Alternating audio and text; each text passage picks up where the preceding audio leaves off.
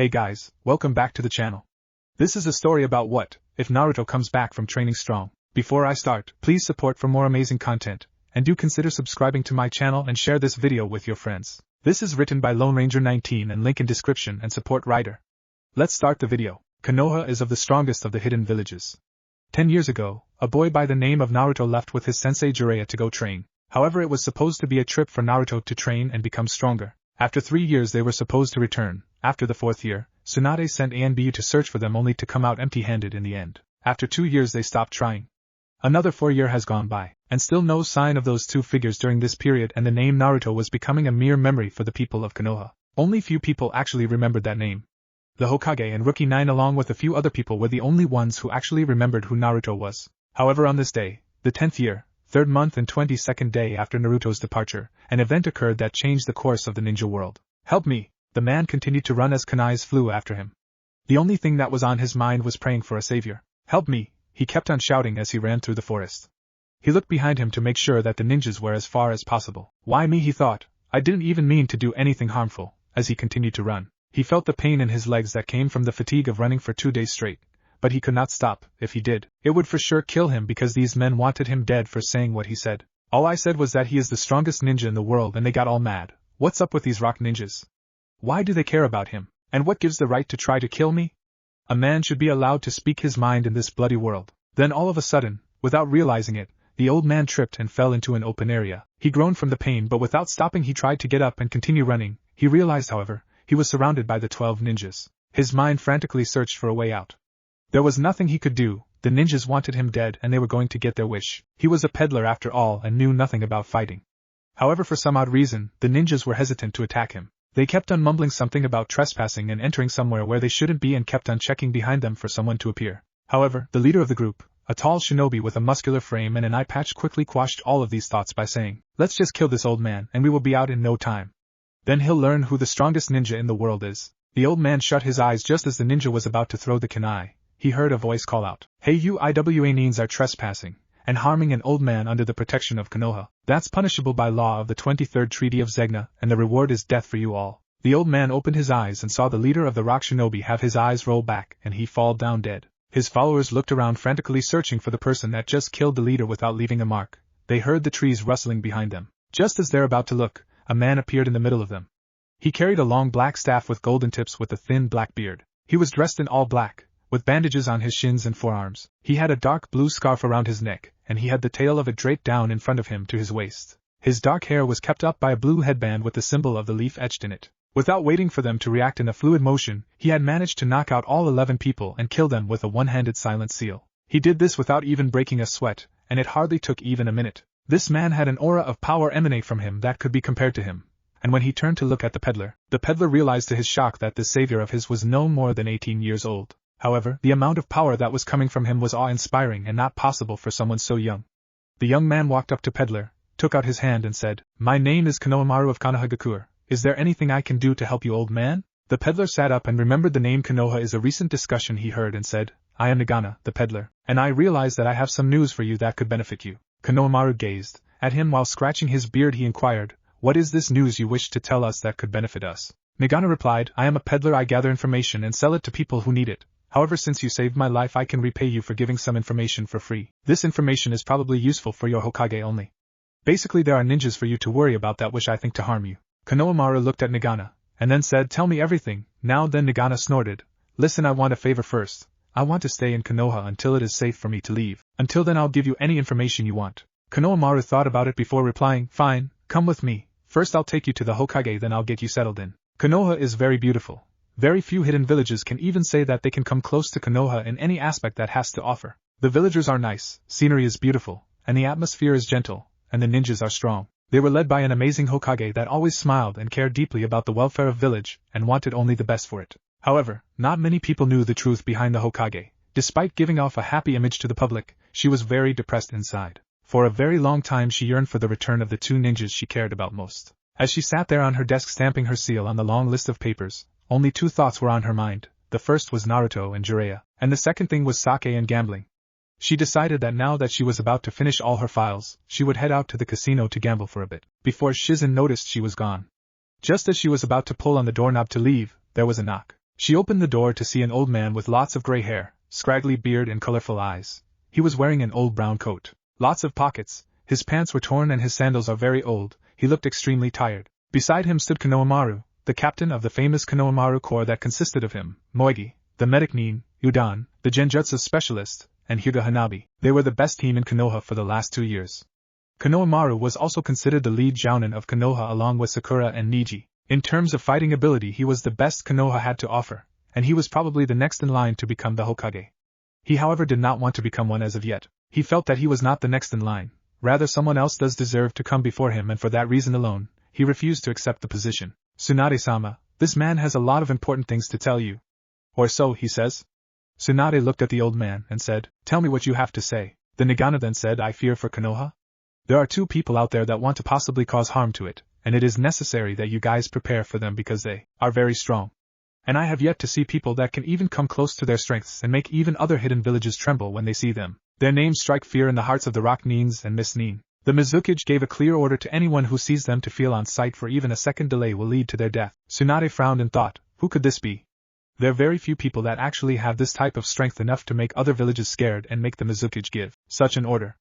She gazed at the man, wondering maybe he was lying in order to get some money or benefits from them, and then asked, why are you telling us this? To her surprise, it was Konohamaru that replied, he is a peddler and peddlers sell information. However, I just saved his life, so he is giving this information for free, and in turn also I am giving him a place to stay so that we can get all the answers we need from him. Tsunade pondered over what Konohamaru said before turning to Nagana again and asked, tell me, if you were to compare him to someone, who would be? Try to compare him to someone that Konoha knows. The man thought about it, and then said, because I am a peddler. I hear the news that spreads in the land, and from what I was told this man defeated the famous Konoha missing Nin Uchiha Itachi in a battle but couldn't kill him because Itachi managed to flee in time. Also, I hear that Gaara was defeated by him when they were younger. The Hokage was shocked. To defeat Itachi is something crazy, and there is no one in this village that could stand up to Itachi, not even Konohamaru. This shinobi must be extremely strong, she pondered. Maybe I should send Gaara a letter and ask them who this man is. How could it be that such a person could be alive, and Konoha had not heard anything about him? Tsunade thought. She looked at him and said, old man, you can stay here for as long as you need, but tomorrow I have to speak to you and find out more about this danger. You can go for now, and when you go outside, there is a lady, speak to her, and tell her that I said to take you to the hotel where you will be staying. Moreover, take this seal with you, so they know that you are not lying. Nagana took the seal from her and thanked her, while saying, I assure you, my lady, tomorrow I will give you the full description of the man and his partner so that you may prepare for him the best you can, for I hope that Konoha stays this way, the beautiful village that is, for as long as time lasts. With that, Nagana stepped outside and left, leaving only Konohamaru with Tsunade staring at him. Tsunade realized that the only Konohamaru would have to deal with this person, seeing that he was the strongest. She looked at him and said, what did you think? He glanced at the door before replying, well, for one thing, we know that this person is not a bad person. Tsunade stared at him in utter disbelief and said, do you not realize what the man just said? This missing Nin wants to destroy Konoha. How can you say that he is not bad? Konohamaru looked at her calmly and said, what I mean by being bad is by being part of Akatsuki. Not only that, but I have a feeling that I know who it is, and this was expected from him for a long time. And I think that you know who he is as well, because there are only very few people that fit that description. Tsunade looked at Konohamaru with interest. How could he know who this man was? There are thousands of ninjas in the world, yet he believes that he knows this man. She looked at him, giving him a hard stare. She said, tell me who you think it is? With a straight voice Konohamaru replied, it's probably Uchiha Sasuke. He is easily the only person that I know that had the potential to defeat Itachi. And not only that, he had fought Gaara before, and practically beat him in the Chunin exams. Not only that, he probably realized the true story behind the massacre of his people. That is a good enough reason for Sasuke to hate Konoha and want to destroy it. As far as who he is with, that could be anybody. But it doesn't matter because the main threat would be Sasuke himself. Tsunade was surprised. Sasuke had the ability to defeat Itachi, and not only that, he did defeat Gaara before. Added to the fact that the elders of Konoha convinced Itachi to massacre his clan, it would only be natural for him to want to take revenge. Seeing that he is a person who considers himself an avenger, and his type of people never have the thirst of revenge quenched. What do? We prepare for him. That's pretty obvious, isn't it? Both Konohamaru and Tsunade turned towards the window to see who it was, and there he was leaning against the window with the orange book in his hand in the standard jounin clothes, with the mask covering his face and his hatai covering one of his eyes. Hatake Kakashi gave the peace sign and replied to their stares with, yo. Konohamaru looked at Kakashi and asked him, can you take him on? Sasuke, that is, after all, you have the Sharingan also. You've taken it to the next level. If there is anybody who can do this, it would be you. Kakashi walked over to Konohamaru. He looked at them up and down for replying. There are very few people who could defeat Sasuke. In fact, the only person in the world that I know that could defeat Sasuke is not even in this village. He never gave up, and that would allow him to defeat Sasuke and be able to bring him back to convince him to stay in Konoha. Tsunade looked at Kakashi and realized who he was talking about, and she looked down in sadness. It's been 10 years though. We don't know if they will ever come back or if they are even alive. Maybe Akatsuki finally caught up to them and captured him, she mumbled. To this Konohamaru frowned, then he smiled and said, "Don't worry Tsunade, he is alive, and they could not have captured him, because in order to do that they would have to seal Gaara first, and since Gaara has not been caught, we know for a fact that he is still out there, and there is one thing we know for sure. When he comes back he'll be really strong." Kakashi looked at Tsunade and asked her, "What about Sakura?"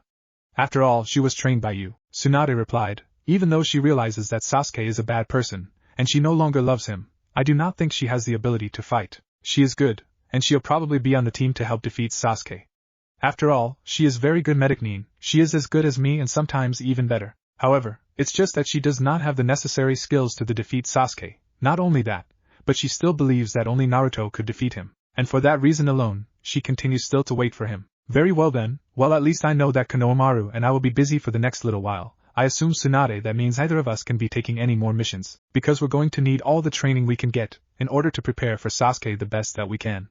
In any case, I better head off. I have some things to do." And with that Kakashi poofed out of the office. "He's probably just trying to find a new place to go read the book," Konohamaru grumbled. He then looked at the Hokage and reassured her by smiling and saying, "Don't worry, this is Konoha, no matter what happens, no matter how many wars, no matter how many attacks, Konoha will still stand. Why? Because we have the will of fire. After all, this is a good time to prove that I'm worthy of being the Hokage of this village." And with that, he walked out of the room leaving Tsunade to her own thoughts. "But I only plan to become Hokage after you Naruto, which I know for sure." As he looked outside you realized it was getting late, was time to go to bed. Without further delay he made seals and disappeared. Halfway across the village, a young woman in her 20s, dressed in a pink nightgown with pink hair and emerald green eyes stared at a picture of 4 individuals. 3 children and a man. She stared at the boy was dressed in orange, scowling at the boy beside him. She smiled at him, realizing how much she missed him, and realizing how much he meant to her. However, now it was too late. She had no idea where he was or when he would come back. All she knew was that if he ever did come back, she would tell him the things that she had wanted to tell them for the last 10 years. She knew wherever he was getting stronger, whether it be for her, to bring him back, or to fulfill his dream to become Hokage. All she knew that when he did come back, hopefully, she would have become a better person, so that he would be proud of her when he met her again. "Come home soon Naruto, come home soon please." And with that Sakura put down the picture and went to bed dreaming in the land of dreams all the good memories she had with Team 7. Halfway across the world, 2 men lay on the ground getting ready to go to sleep. The younger of the 2 sneezed. He then stared at the old man with white hair, sending him a silent plea. The white-haired man chuckled and said, "Don't worry, we will be there soon." Sakura took a huge sigh of relief. She had just finished a 10-hour shift at the hospital with 2 grueling surgeries. The first one was a civilian that needed a bone marrow transplant, and the second was a shinobi that had fragmented pieces of metal in his chest and legs from a previous mission. Sakura felt that she needed to do something else before she went home. After all, there was nothing to do at home except sleep. As she was washing her hands, she heard the loud eccentric voice of Ino calling her to come somewhere. "Sakura, why don't you come with me to have some dinner together? After all, you've been avoiding me the last couple of days and I do owe you a treat. Let's go have some ramen, it's been a while since we had any." Sakura stared at Ino as she dried her hands on a towel nearby. Ino, dressed in her purple suit, had things very easy for her. Her team with Shikamaru and Chuji along with Asuma had been together for the last 10 years with no serious problems. Because of that, Ino took many things for granted. It wasn't a big deal to go eat ramen at the ramen shop for her. However, for Sakura, it was a constant reminder of him. Whenever she walked by, she always hoped to one day see him there wolfing down bowls and bowls of his favorite ramen. She sighed again, realizing that dreams won't change anything and refusing to eat there won't bring him back. She turned to Ino and said, "Fine Ino, I'll come with you." As they walked down the road towards the ramen shop, Sakura got to enjoy the peaceful breeze that Konoha had to offer. It was one of the best things in this village.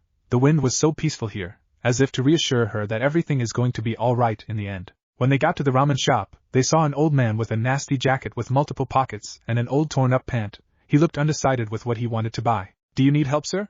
Ino asked, for she felt that it was her civic duty to help and get gossip from any person she finds. The man was startled when he heard the voice, turned around to see 2 pretty women staring at him. It was the first time he had seen 2 women this pretty. The first one had blonde hair, a purple top, along with purple skirt with fishnet under it. She also had fishnet on her elbows and knees. The second girl had unique hair, for one thing.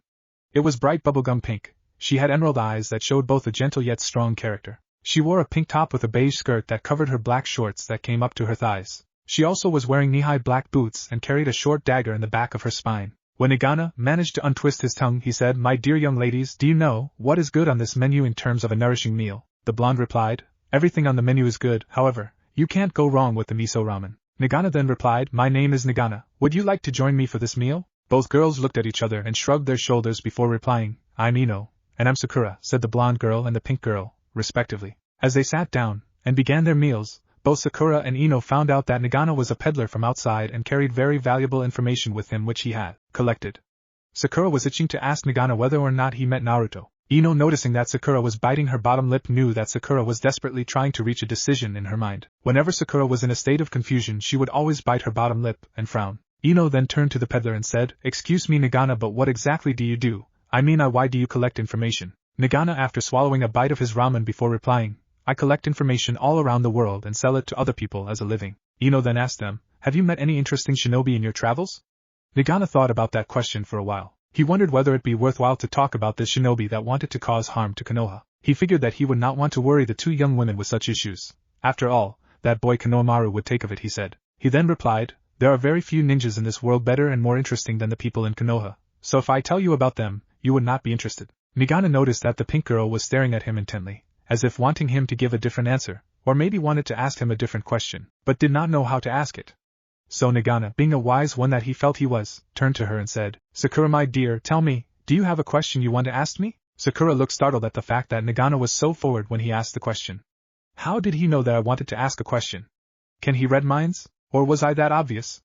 Maybe it might just be worth it to ask him. Sakura then nodded her head and asked, "Nagana, have you seen the man who has hair like Ino and piercing blue eyes? You would have probably seen him with a tall, white-haired man." Nagana thought about it, and then he realized that he saw someone with that description many years ago. There was a boy in a hospital in the bird country. Unfortunately, the boy wasn't in the best health when he saw him. He took a deep breath before answering, I saw a man with white hair with a boy with blonde hair and blue eyes. However, by any chance, would you say that the white man can be described as a pervert?" Sakura's eyes lit up. She immediately answered, "Yes, of course." "Where did you see them? And when did you last see them?" Nagana put his head down and stayed silent for a minute. Sakura began to worry. She put her hand on his shoulder before softly asking him, "Please, can you tell me what happened?" He looked at her for a long moment, and then quietly said, "The last time I saw that boy, he was in the hospital with blood pouring out of his chest and stomach, and he looked worse for wear." The old white man looked completely distraught. "However, I do not know if that boy survived, but I do know that I have yet to see someone so beaten up as that young boy. But I do pray that he does make it." When he looked up, Sakura was no longer there. He looked shocked and turned to Ino and saw that she had water coming out of her eyes. He asked her, "What is this boy to you?" She softly replied, "A friend." She then got up, paid for the meal of both her and Sakura, and then walked away. Ino stared in the sky and began to wonder where Sakura was. She wasn't home, she wasn't at the training ground, she wasn't at the hospital, and she wasn't even in the Hokage's office.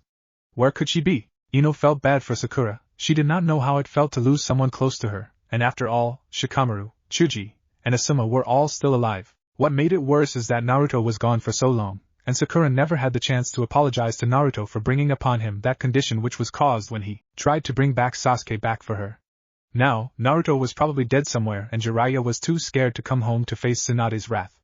If she ever found out, that is. Just then, Ino realized where Sakura was. She immediately headed towards the southern part of the village where his apartment once was. After 5 minutes, Ino found herself on the front door. She opened the door quietly, and then she heard a soft sobbing of Sakura. She slowly walked up behind her and put her hand on Sakura's shoulder as if to reassure her somehow that it will turn out right in the end. After a long moment of time, when Sakura's crying stopped, she looked at Ino before saying, "Why is it that whenever we want to do bad, life allows us to do it very easily, and yet whenever we want to do good, life makes it so much harder for us to accomplish it?" Ino stared at Sakura before replying quietly, "I don't know, Sakura, I just don't know." Nagana sat there quietly eating the rest of his ramen. He felt terrible. He can only imagine the pain that those two girls were feeling, especially the pink-haired one. When he looked into her eyes, he saw that she cared for that boy so much that news tore into her heart like a rusted blade trying to remove itself from a wet sponge. Just as he was about to pay, he felt a hand on his shoulder. He slowly turned around in fear of whom it was. However, he took a sigh of the release. It was Konohamaru. Konohamaru looked at Nagana then asked, "Are you busy right now?" Nagana shook his head as he pulled out the money. He said, "I was just about to pay these people. Do you need anything from me?" Konohamaru then replied, "I need you to speak to someone and tell them about the man that you saw, the man that will try to destroy Konoha." Nagana looked at Konohamaru with intent, his eyes gleaming, or so it seemed.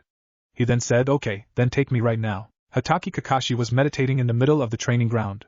He was trying to increase its chakra capacity. He had learnt a new method in which if he trained with this method for 4 hours a day intensely for 5 days a week, then meditate for the other 2, he could increase its chakra by January 10th every 2 months.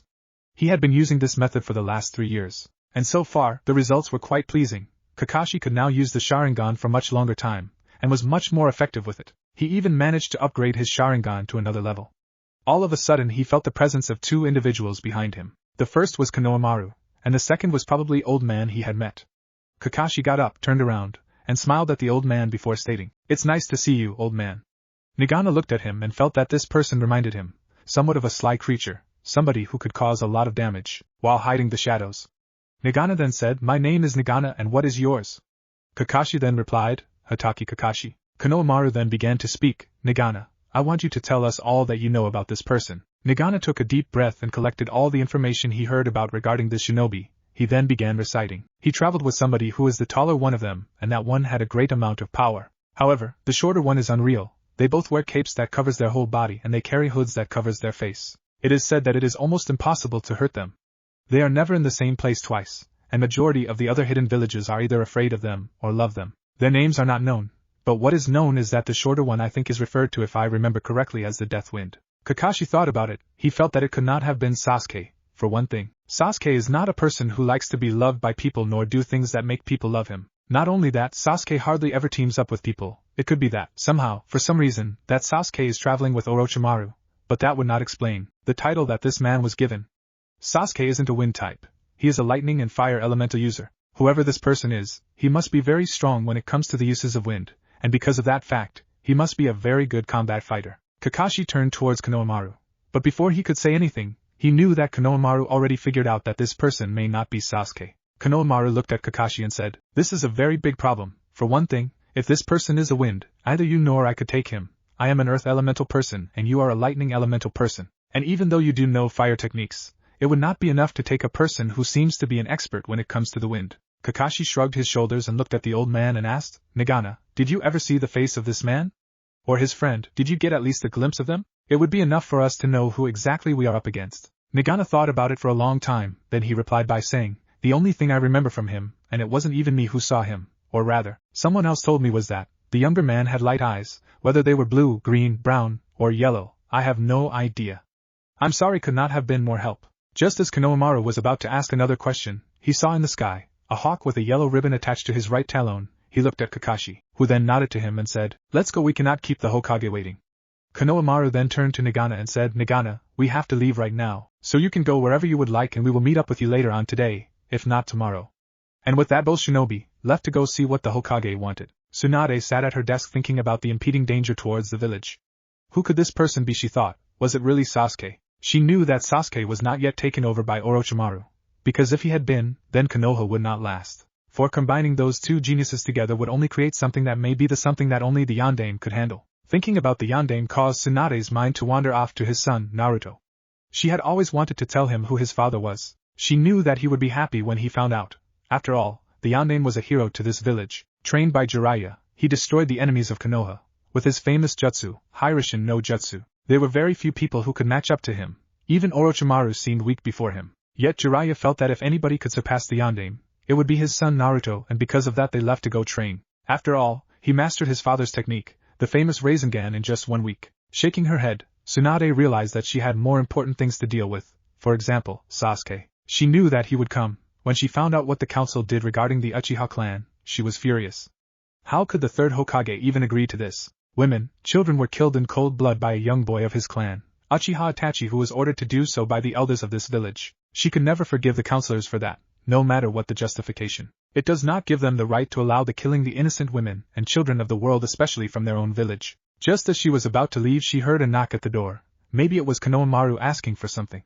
So she called out and said, "Enter." The door opened, and there stood a man who Tsunade hated with all the passion she had. She hated herself for allowing the situation to happen. There he stood, in a black and white robe, with half his face bandaged and with a cane in his hand. He had only eye that was exposed, and it looked like an eagle eye that scanned everything, taking everything into it without leave. The tiniest detail did not go unnoticed. "It's been a while." Tsunade Danzo's voice felt like ice-cold water down her back, yet Tsunade felt that she could not show any sign of weakness, especially to this man. So she then also coldly replied, "What do you want, Danzo?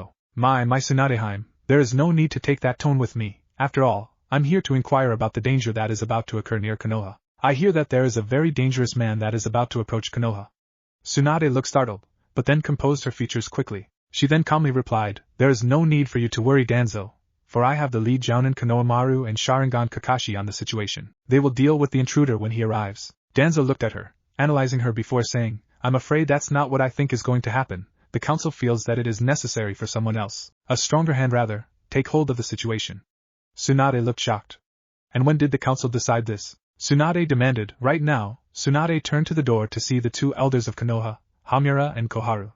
Koharu continued by saying, "Tsunade, we are allowing Danzo to take charge of the situation, which we feel that it is necessary that this intruder is destroyed with the strong force so that the world can see that Konoha is not the village that should be tampered with." Hamura then added, "We understand, Tsunade, that you may be mad, but you must realize that it is our job to make sure that Konoha stays safe, and we feel that you have not realized the importance the situation for Danzo has told us that this man is the Death Wind, and if that is so, then Konohamaru and Kakashi will not stand a chance against him." Tsunade stared at them both. For some odd reason she felt uneasy about the situation, and yet her mind told her to go with it. She then looked up and said, "I agree to the plan, decided on one condition however.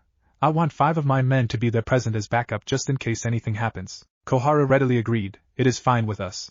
You may select up to 5 men to be there present. And if that is all, we will leave." And with that, Danzo, Koharu and Hamura all left at the same time. However, just before he left, Danzo turned to her and said, "It is always nice to make deals with you, Tsunade." And with that he was gone. Tsunade fell into a chair, letting out a heavy sigh. She turned to the window and thought about it. Something seemed off, she just couldn't tell what it was. So she then sent a hawk to summon all of Rookie 9 and Teen Guy along with Konohamaru at Kakashi and decided to choose the 5 people to back up Roots. After she sent the hawk, she sat back down, poured a glass of sake for herself, and waited patiently for them to come. Danzo walked down the lonely hallway of the Roots headquarters. He had been waiting for this moment for a very long time. He knew exactly who the Death Wind was, and he had planned to have him dead for a very long time. In fact, he was so close to doing so a couple years ago. However, thanks to an annoying doctor there, it didn't pan out as it should have. In the end, the Death Wind had yet again managed to survive, but this time he was going to be killed, while Danzo would make sure that Tsunade and the rest of Konoha would not know about it. He then entered into an open room, where there was a beautiful red carpet. He sat down and waited. After a while he heard the whooshing of men entering, 12 of them to be exact. He looked at all of them and said, "You all have a new mission. In a few days the Death Wind and his sensei will reach these walls of Konoha. I want you to kill and decapitate them. Not only that, you are to make sure that both bodies are hidden away. Is that understood?" One of the Roots shinobi present quietly asked, "Is it really possible to defeat him?" "After all years training with Jay," Danzo interrupted him, "you will kill him, and if you don't, you'll find your head in the sewers of Konoha. Is that fair?" All 12 members that were present were silent, and then the shortest one of them, who was the youngest, said, "Where will he appear from?" Danzo answered, "He will appear from the southwestern gate. After all, he is coming from Suna." And with that they were all gone. All of them disappeared, preparing themselves for the encounter with the Death Wind. Tsunade looked at them, all of Rookie 9 along with Teen Guy. Each one of them was a celebrated individual with many accomplishments in their records. She began speaking to them about the issue. "You may or may not know this, but there is an enemy that is about to come towards Konoha. He is known as the Death Wind. It has been given to Danzo and the Roots to deal with this ninja. However, I am going to send 5 of you to go as backup and find out what exactly is going on, and just in case they are overwhelmed, you are to help them. These 5 are Shikamaru, Shino, Chuji, Sakura, and Niji. You 5 are to watch out and report to me exactly what happens. Is that understood?" Shikamaru was the only one to respond. "Man, this is so troublesome." Tsunade ignored him. Just as she was about to say something else, Konohamaru and Kakashi walked in. "Hokage-sama, why did you call us here, and why are all these people with you?" Konohamaru asked. Tsunade replied, "You and Kakashi have been removed off in dealing with the Death Wind. Instead, the council has decided that Danzo and his men will deal with it. I'm allowed to send 5 of my people to serve as backup and report to me, therefore I chose these 5 individuals to go and report." Konohamaru was shocked. "Why did you agree to Tsunade-sama? Now we know something is fishy is going on if Danzo wants to get his hands on it. This is not good for us to have Danzo involved." Tsunade-bin replied, "I know that, Konohamaru, however, that is why I'm sending these 5 people to take care of the situation, because I know that they could handle themselves very well. Seeing as there is nothing more to say, you are all dismissed." Just as they're all about to leave, Tsunade called out to Sakura and said, "Sakura, you stay." Sakura hesitated for a moment before standing there, calmly waiting for Tsunade. Tsunade looked at her and gazed intently into her eyes before saying, "What's wrong, Sakura?" "There is nothing wrong," Sakura replied quickly. "Yes there is, you look different today, you've been crying. You've been my student for over 10 years. I think I know when you're sad, and I think that I deserve that you tell me if anything is wrong. So, what's going on? Sakura stared at the ground, not knowing what to say. She knew that if she said what she was supposed to, Tsunade would be devastated. So, she looked at the Tsunade before replying and said, I'm just worried that I may have been too late to see the things I wanted to see, and say the things I wanted to say. And with that, Sakura turned around and left, leaving Tsunade to her own thoughts. That night, somewhere in the fire country, two men in their capes and hoods, covered so well that no one could recognize them, lay down in order to go to sleep. The shorter one looked up at the taller one and said, I feel something wrong in the air. The taller one looked at him and said, well then we'll just have to wait for tomorrow to see, but don't worry, we will be home soon and you're going to have to make a big impact when you arrive. Can you at least do that? The shorter one smiled, giving a huge toothy grin before replying, of course I can, you know me, I'll give them the entrance, they will never forget. As the sun rose on the faded morning, Sakura lay in her bed staring at the ceiling in her room, pondering over what was to come during that day. The Death Wind, or so his name was coming today to Konoha. They were to show to him their strength as a nation. However, it would not be the Konoha regular shinobi that would deal with it, but rather it would be Danzo's roots called Na. Only 5 regular shinobis would be there to serve as backup, of which Sakura was included. She really wanted to know who this person was. The Death Wind supposedly was the most powerful wind user ever to come in the ninja world. According to Ino and her gossip, the Mizukage and Tsuchikage both were terrified of him. He defeated Itachi. Not even Kakashi-sensei or Konohamaru was able to do that. He was to arrive in the midday near the southwestern gate. There would be an open area in which he would enter, and they would surround him with 12 of the Na. Tsunade and Danzo will both be present watching. Sakura got up, stared at the mirror before saying, today's a big day, Sakura, you better be prepared. And with that she got into the shower in order to get ready. It was close to midday and the sun was sweltering hot. The 5 backup shinobi selected by Tsunade were all waiting outside in front of the gates. They were the last line of defense just in case the 12 Na failed. The first to arrive was Niji, dressed in his white top with baggy sleeves that covered his hands along with his white pants. His Byakugan was turned off, and his eyes were shut.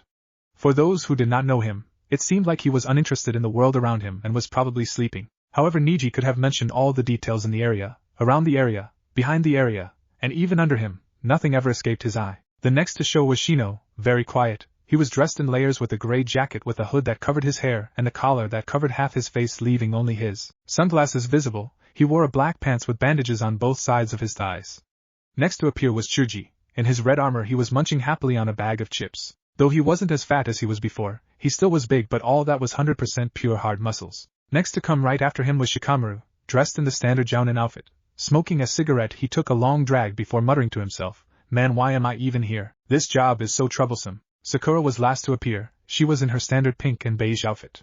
However, this time she was wearing black combat gloves. She looked at the rest of them, smiling, and called out, how is everybody? Unfortunately, the only one to actually respond was Chuji, who waved and said, I'm fine. The rest completely ignored her. Niji had his eyes closed and was meditating. Shino was staring at a bug on his hand, and Shikamaru was lying on the ground staring at the clouds while still smoking a cigarette. Normally Sakura would have felt annoyed and possibly would have thrown a punch to the nearest person, i.e. Shikamaru. However, today was not that type of day. Everybody was concerned about the upcoming problem. After a few moments, Tsunade and Danzo both appeared on the gate while waiting, for it would be only a matter of time before the enemy showed up. Sakura stared out into the front of her, as if she could almost feel the 2 men coming. She knew that there were 12 Narutos positioned strategically all around the area so that, once the enemies entered, they could not escape. Then all of a sudden, Sakura felt that 2 chakra signatures. For some odd reason, they felt strange, yet vaguely familiar. She could not put her finger on it, but she knew that she had met this person before. In any case, it would be a few moments before they knew who actually it was. The Roots lay tense. Any moment now he would appear. Just then they heard a rustling of leaves, and then there they walked, the 2 of them in the middle of the open area staring at the gates of Konoha. Now was the time to attack, so appearing from the hiding spots they surrounded them. The Death Wind stared out into the forest in front of them. He felt it. Directly in front of them stood some individuals. There were 12 of them. Wait, there were a few more, 10 more to be exact, all of which who had hostile chakras. However, there were also 5 additional chakras that were familiar to him. It was confusing. How could it be that those 5 be with these 22? He looked up at his sensei, said, what should we do? The teacher looked down upon and said, don't worry, they shouldn't be a problem. Death Wind then nodded. After a few moments walking he had reached the end of the forest, and the beginning of an open space in which there was the gate to Konoha. He could see 5 individuals standing there in front of the gate, 2 more on top, and finally 12 of them all uselessly surrounding the area trying to contain him as if that were even possible. He then walked out into the open space, but before he could say anything, the Death Wind and his teacher were surrounded by the 12 of Na. The Death Wind looked at his teacher, who shrugged his shoulders. He then turned to the lady on top of the gate and screamed out, I know it's been 10 years, But is this the type of reception I deserve, Tsunade-bachan? Tsunade was shocked. The only person to ever call her that was someone that was missing from her village 10 years ago. She jumped down from the gate along with Danzo approached and then softly asked, "Is that really you, Naruto?" Naruto pulled off his hood to reveal his whiskers marks, blue eyes, flashy yellow hair, and his traditional wide foxy grin. Tsunade was about to turn towards Danzo and asked him what exactly was he doing, but just as she was about to move she felt a kunai to her throat. Danzo had appeared behind her and put a kunai there. When she had turned to see the 5 shinobi she chose, each of them had 2 of the roots A and B with swords to their throats. She turned back to Naruto and Jiraiya, who had just decided to take off his hood. She saw that they were each surrounded by at least 6 of the roots members. She growled at Danzo, "What exactly is the meaning of this, Danzo?" Danzo calmly replied, "I knew that the Death Wind was none other than Uzumaki Naruto, therefore I made this plan so that I could kill him, kill Jiraiya, kill these 5 shinobi, and finally kill you along with the majority of the council, to take over the position of Hokage with 0 resistance from the rest of them. After all, to the world, it would be the Death Wind who killed you all before he was defeated by me. The council made a foolish mistake trusting me, and for that, all of you pay. Konoha has become weak, they need a strong leader, a leader that can take them to war and win. Shinobis were not made for peace, they were made for war, and for that reason I will bring Konoha to glory and none of you can stop me." Naruto just stared at Danzo before calmly asking him, "And how do you plan on killing Tsunade-bachan?" Danzo looked at him and said, "Like this, slam, like how again?" Hissed Naruto. In a split second, he went from being surrounded to choking Danzo against the walls of Konoha. "I don't think you realize who you are up against," Naruto whispered. He then felt the cold metal of a sword to his throat. He turned to see a short member. "Get away from Danzo-sama or I'll chop your head off." Naruto looked at Danzo before turning back to the ninja and said, "I wonder how easy it is to chop someone's head off if you don't have hands to do it." The ANBU boy looked down, and instead of seeing his hands he saw 2 bloody stumps. He turned to the others, but to their shock and everyone else, they were all left without hands. They all screamed because of the pain and fled. Naruto then turned towards Danzo. He stared at intently gazing into his dark eye. He then quietly asked him, "Was it you the last time?" Danzo gave a sinister smile before replying, "Who else could it have been?" Naruto then turned towards Tsunade and said, "Old hag, I don't know what the rules are now in Konoha, but I don't mind paying the price for killing this man." Naruto then did a one-hand seal, and with that Danzo started choke, and then all of a sudden his body went limp. Naruto dropped him. He turned to Tsunade and said, "And if you don't mind, I'm going to take the pain away of those others." He did another one-hand seal and all of a sudden it was a huge cry of pain by the Eni in the distance, and then the forest went silent. Tsunade stared at Naruto, completely shocked that this man at the age of around 22 was the same boy who had left this village. Though he still maintained a slight boyish image, he was lethal. He mercilessly killed those Na and Danzo without breaking a sweat. How far has he matured? His physical aspect sure did mature. For one thing, his whole clothing attire was different, it was manlier. She turned towards her former teammate Jiraiya. He looked the same.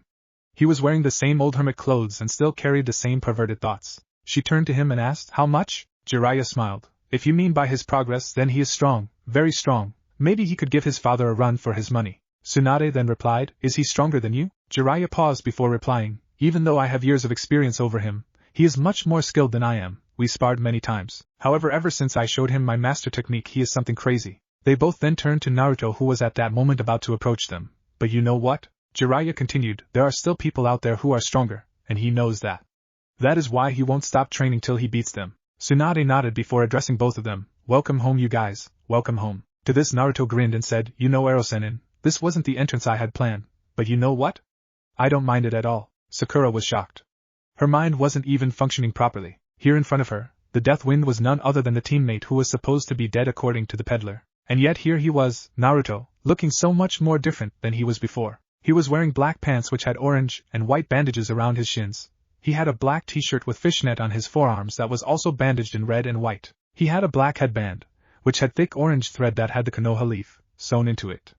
His rugged face still maintained some of the boyish features she remembered. The whisker marks were slightly faded and his eyes were no longer shallow blue like a pond. Instead, it was deep blue like the ocean, where one could lose themselves in the experiences that he went through. If it was one way to describe him, it would be rugged beauty. It wasn't his looks that shocked Sakura, it was his character. Though he still retained that same foxy grin, when he saw Tsunade-sama in danger, his eyes changed immediately, and he retained a very serious and dangerous character. And what speed! Sakura could not even keep up with his movements. She didn't even know how he cut the hands off those roots shinobi. She turned towards Niji and Shino, and realized that they too were unable to keep up with him. Chuji muttered to himself, "When the hell did he cut those guys, and how the hell did he do it?" Sakura shook her head. She had no idea. All she knew that her teammate was back. And he came back stronger than ever. As they all got ready to leave, Sakura walked up to Naruto, looked up at him, and said, "It's been a while, Naruto." Naruto stared at her. Holy smokes. This is Sakura.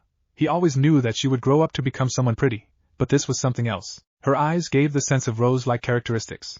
It's beautiful, but if picked the wrong way, you get pricked by the thorns. He didn't even know how to respond to her. He scratched the back of his head, smiled, and said, "Yeah, it has been a while, but I'm back." He looked down at her, and saw that she had water in her eyes. He put his hands in the air and asked, "What's wrong, Sakura-chan?" Then all of a sudden, Sakura cocked her hand back and launched a chakra-enhanced punch which sent Naruto crashing into the Konoha gate. She then grabbed him by the collar, and continued to shake him violently while repeatedly screaming, "Where the hell were you these last 7 years, Shinaro?" Jiraiya just stared. He turned to Tsunade and said, "I just thought she inherited just beauty from you, not that freakish strength. She is crazy." Naruto was completely dazed. Handling those Danzo dudes was much easier than handling Sakura-chan, he thought. After a moment, when Sakura had stopped rattling Naruto, she helped him up. Naruto, when he saw this, expected another punch. Instead, Sakura wrapped her arms around Naruto before whispering to him, "Welcome home, Naruto, welcome home." Naruto didn't know how to react. He turned to Jiraiya, who just nodded. He then slowly, out of fear of another punch, put his hands around her. When he realized that nothing was going to happen, he smiled. "Yup, it's great to be back home." Man, that was troublesome. Sakura looked at Naruto as he walked through the village. He looked different, with his black pants with taped shins. His boots were made of a simple leather material, so much so you could not hear him when he walked. He had holsters on both thighs, but neither had any kunai in them. He had a black t-shirt that was made of some light material, which seemed to protect from nothing. He also had orange fingerless gloves. He no longer carried his hide on his forehead but rather on his shoulder. He also had 2 earrings in his right ear. He didn't feel like the Naruto she remembered. There was no overexuberance that Naruto used to have. He seemed more calm and relaxed. Sakura didn't know how she felt about this Naruto. At one point she felt happy that he had come back. At the same time, after watching him ruthlessly kill Danzo, she felt like the old Naruto would never do that. That bad, and Naruto startled her trail of thoughts. "What do you mean?" asked Sakura. "I mean, I can tell that you are not happy with what you see. I know I am not the same person that left 10 years ago, and I know that people will see more differently knowing what I have done. But I am the same person inside, Sakura, I promise." Sakura looked at Naruto intently. It made her feel a sense of guilt, and it has been 10 years since they last met. People change. Heck, even she changed. She wasn't even remotely close to the same person she was. Sakura was about to open her mouth to apologize, but Naruto interrupted her. "No need to apologize. Sometimes I wish I was the same person too." Tsunade watched the whole conversation with the corner of her eyes. She was impressed with Naruto's growth. She wanted to see how much he actually improved. After all, she needed to know where best to put him. "Naruto, I would like for you to spar with someone here if you don't mind, in order to test your skills." "No problem, Bachan, I will fight whoever you want.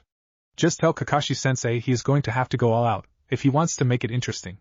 Naruto replied. "Actually, we want you to face off with our best fighter. He is waiting for you at training ground 6, Tsunade responded with a smirk. Naruto was confused. He would imagine that Kakashi-sensei was the strongest ninja in Konoha. After all, according to his intel, there was a ninja in Konoha that was called the Jutsu King, and this ninja was apparently an amazing fighter with a vast knowledge of justice. His intel even told him that the Jutsu King eliminated 3 whole platoons of sound ninjas by himself.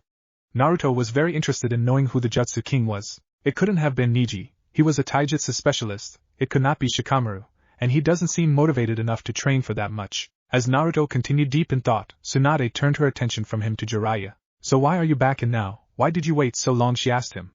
After a deep breath, he replied, "We were following a lead looking for Jin." "Who is Jin?" Tsunade asked. "Jin is perhaps the most dangerous villain right now. He makes the Akatsuki look like genin. He has a team of SS-class ninjas with him. Even the weakest of them has fought Itachi to a standstill.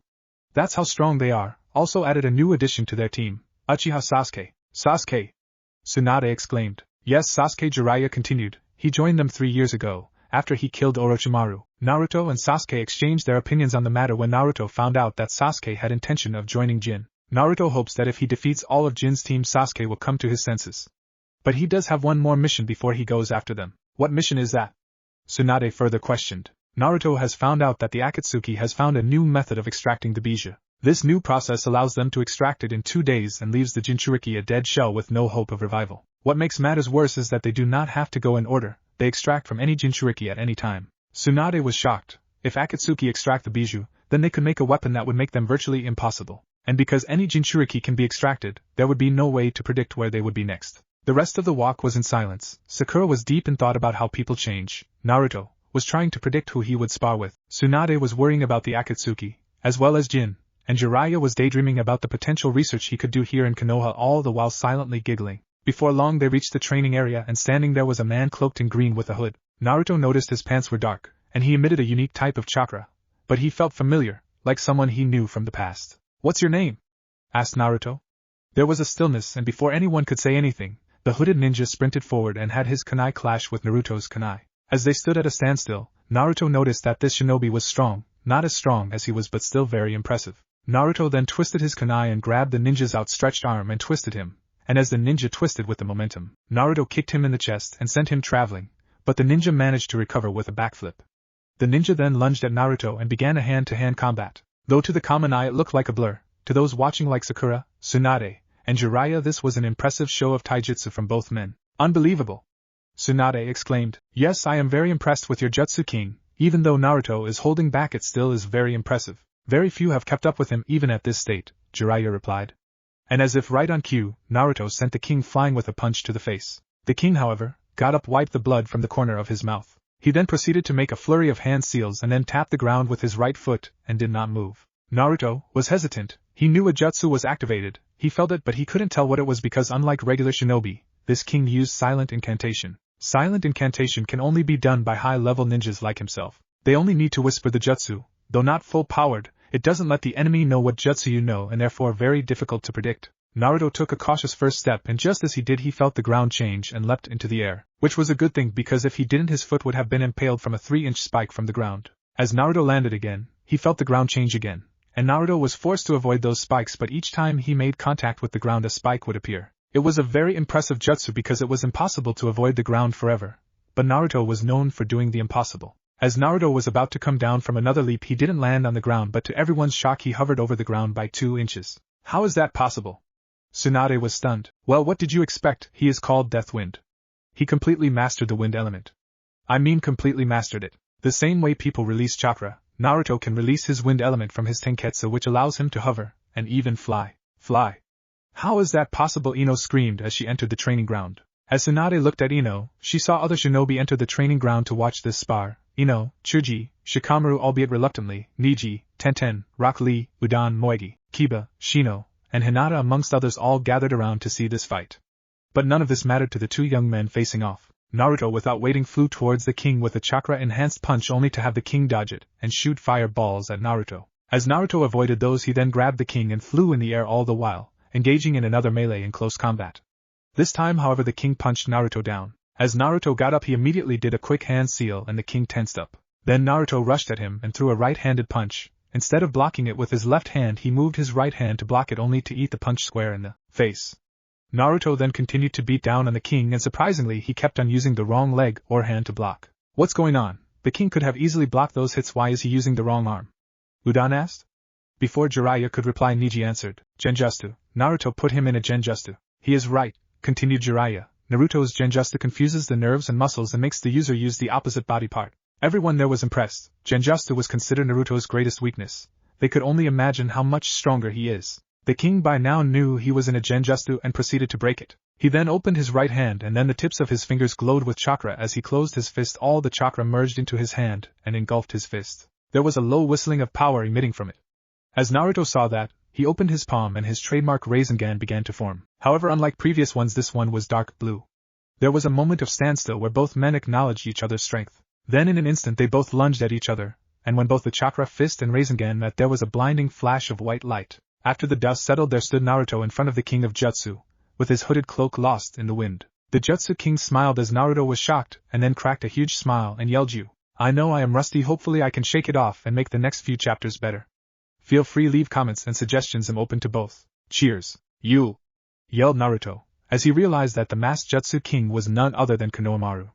Konohamaru stood up and brushed off the dust and grinned. "You didn't expect me to sit around and do nothing? Since you left all I did was train, with different ninjas in the village. I know it's not the same as training with the Sannin, but I did the best I could." "It was more than impressive," Naruto reassured him.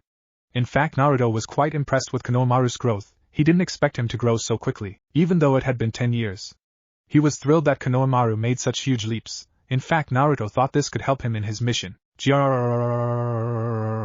Konohamaru looked embarrassed. Just when he managed to impress his idol, his stomach let out the loudest growl ever. Naruto turned to him with an eyebrow raised before putting his hands on his hips and letting out a huge growl from his stomach. A man must never be ashamed of hunger from hard work, he declared. While the people around them face-palmed, they both made their way to the ramen shop. It was later in the evening that Naruto met up with Jiraiya on the rooftop of some building to discuss their plans. I don't think this is a good idea, Naruto, Jiraiya stated. There is too much risk with having Tsunade give us her top shinobi. The council will not approve. Remember, some of them do not look kindly on you, either Koharu nor Himura. They were as much involved in getting rid of you as Danzo.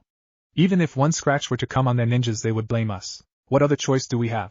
Naruto argued. Yes, we could take on Akatsuki with just the two of us with the help of Suna. However, knowing Jin, he will attack us when we are at our weakest. Having Konoha help would allow me to be better rested to take care of Jin's men. Konohamaru alone, despite his humble nature, with a little training could very well take on Itachi. I understand, Naruto, but what could we offer to the council to make it worthwhile? Tsunade and any shinobi in this village would not hesitate. However, the elders are the one with the real power in the village. It wasn't always like that. Before, the elders were just figureheads allowing the Hokage to do what they thought was best. However, since Koharu and Himura became elders, they have used any possible inch of power they could use. Sandaime would have been able to make your life easier growing up if he could, but the elders prevented him. So in order for us to get what we want, we need to give them something. What could we give them? Jiraiya asked.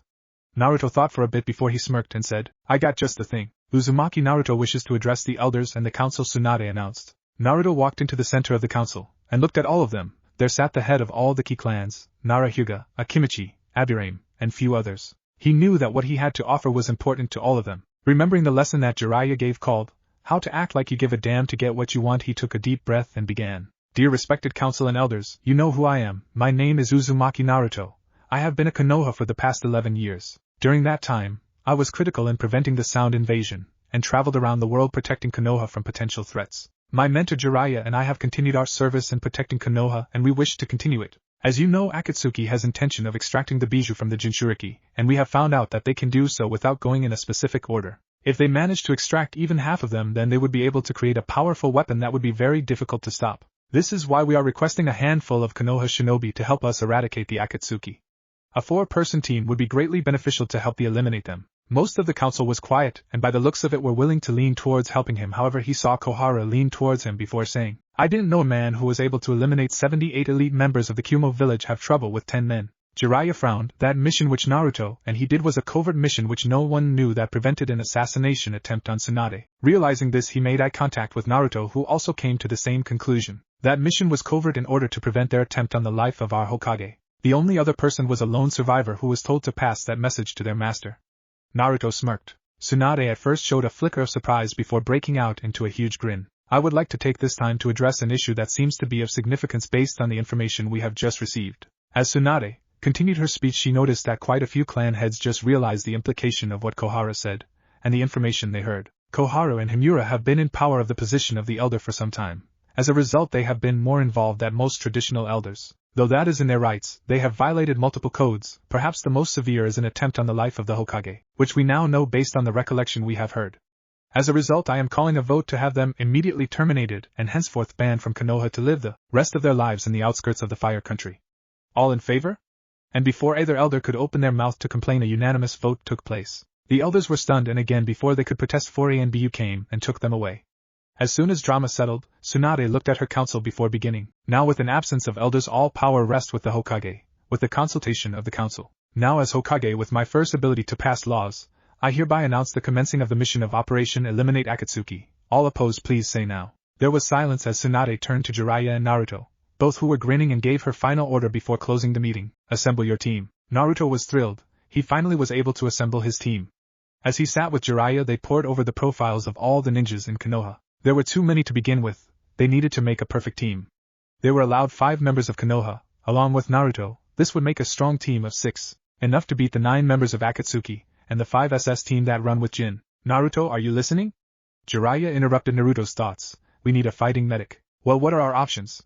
Asked Naruto. Jiraiya shuffled through some paper before pulling out 3. There are 3 elite medics. The first is Sakura, great healer, and had insane strength, as we saw. Fighting level could handle Akatsuki, but not Jin's team. Then there is Hinata, the best fighting medic in Konoha. Despite her father's constant demeaning nature, she is an excellent fighter, but of the 3 I chose, the weakest healer. But considering we are taking a strong combat team, they should have a strong resistance to beatings. The final one is Moegi. She is perhaps one of the best medics Konoha has. Better than Bachan? Interrupted Naruto. Yes, possibly even better, continued Jiraiya. She created a justa where she can heal them as they fight. She can protect up to 4 people at the same time. A very effective technique, however she does not have any fighting capabilities at all. Naruto grimaced. This would be a tough decision.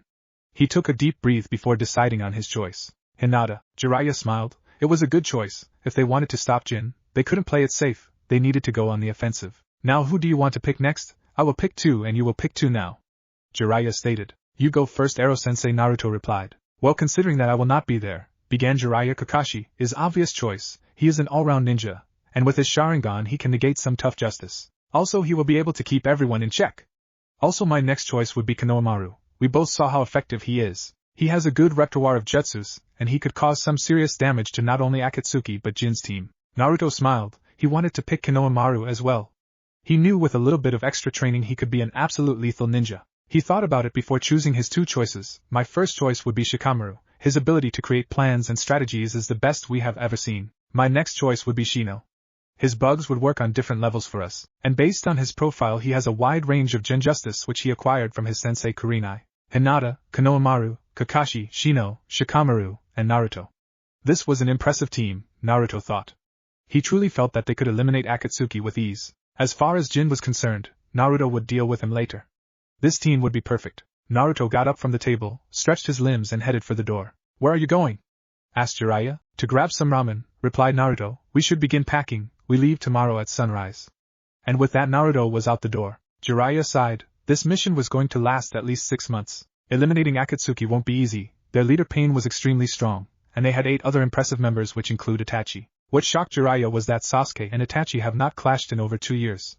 It seems that Sasuke has taken his training from Jin serious. That could only mean that a showdown versus Naruto is unavoidable. Jiraiya got up and made his way towards Tsunade's office. When he got there he found her studying a document. Seeing this he knocked on the door. Tsunade was startled but quickly recovered as she called for him to enter. What do you need, Jiraiya? Asked Tsunade. We need the team to assemble. I need to give them the parameters of the mission and have them prepare them to leave tomorrow morning. Jiraiya responded. Tsunade was quiet. She had hoped that they would have stayed for longer.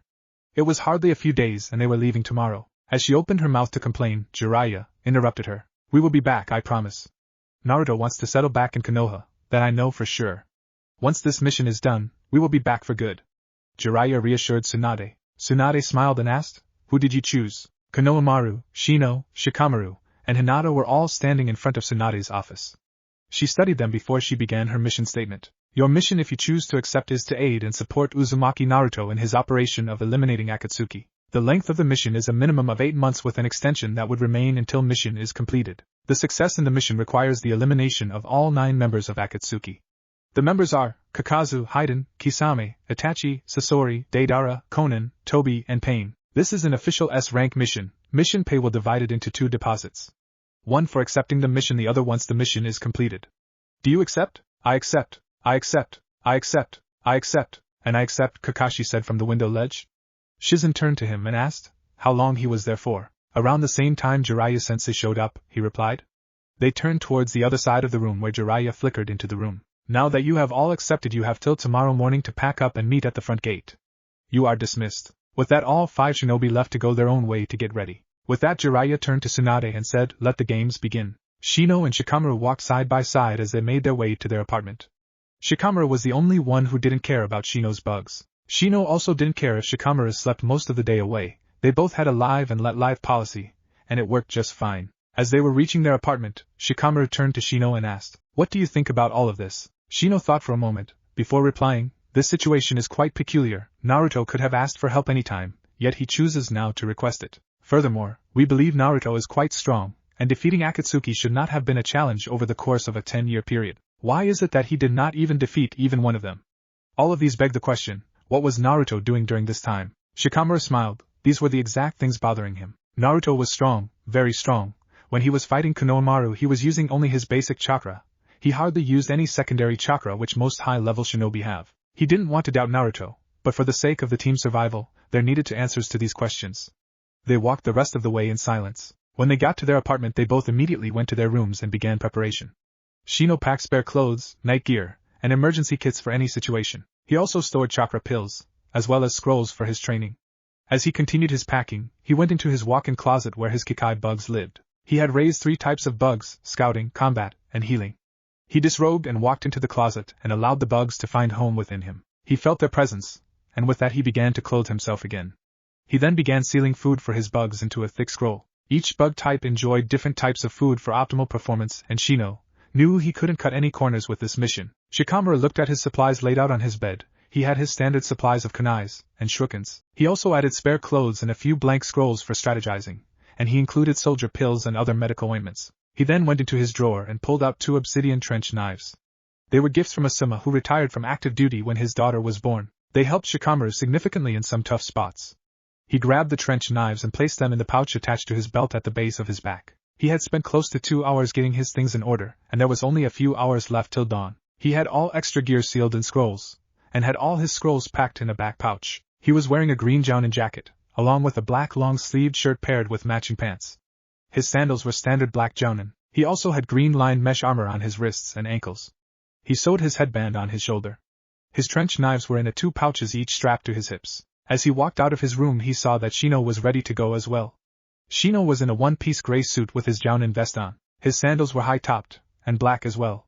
His jacket was hanging down to his knees, and the hood covered most of his face. He also carried a long pouch strapped to his back. There was a humming of bugs around him. When he saw Shikamaru, Shino adjusted his sunglasses, grabbed the shoulder bag at his feet, slung it over his shoulders and proceeded to walk out, with Shikamaru right behind him. Konohamaru looked over his gear. Everything seemed to be in check. He rolled up his sleeve to show numerous tattoos, all scrolls sealed inside his arm. It made traveling easier. There was no pain putting or removing scrolls from the body. However, the technique was complex. He was happy that his uncle Asuma gave him his grandfather's scroll. Konohamaru's suit was a simple black jumpsuit which had meshed forearms and taped shins, with a white and gold tape. He kept a pouch, attached to his back of the belt, and 2 kunai holsters, 1 for each leg. He kept his Konoha headband sewn on a black cloth with gold tips. When tied around his head, the tails of the headband hung to his shoulder blades. His combat sandals were also black, and low-cut. As he was getting ready to leave his house he heard a knock on the door. As he opened the door, he saw Hatake Kakashi, all ready to go. Kakashi had on his standard jounin attire, the standard Konoha green vest, dark blue pants and a long-sleeved shirt. He also had short fingerless gloves with plates on the backhand. He had 2 necklaces on, as well as a sword attached to his back. The hilt was only visible, and it was blue and white with a wolf carved into it.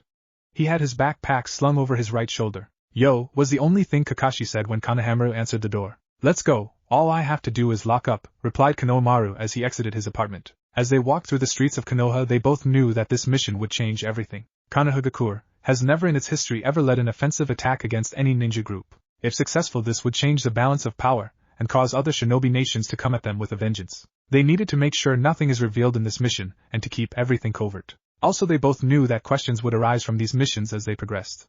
It would be better if Naruto put everything out on the table without leaving any secrets. They were both quiet, and in deep thought that they didn't notice Shino and Shikamaru waiting at the gates. "Where is Hinata?" Hinata was nervous. At one level she was elated that she was chosen to support Naruto-kun. At the same time she realized she wasn't the best medic ninja, and that is what they expected from her, medical support. They were better off asking for Sakura or Moegi, not her.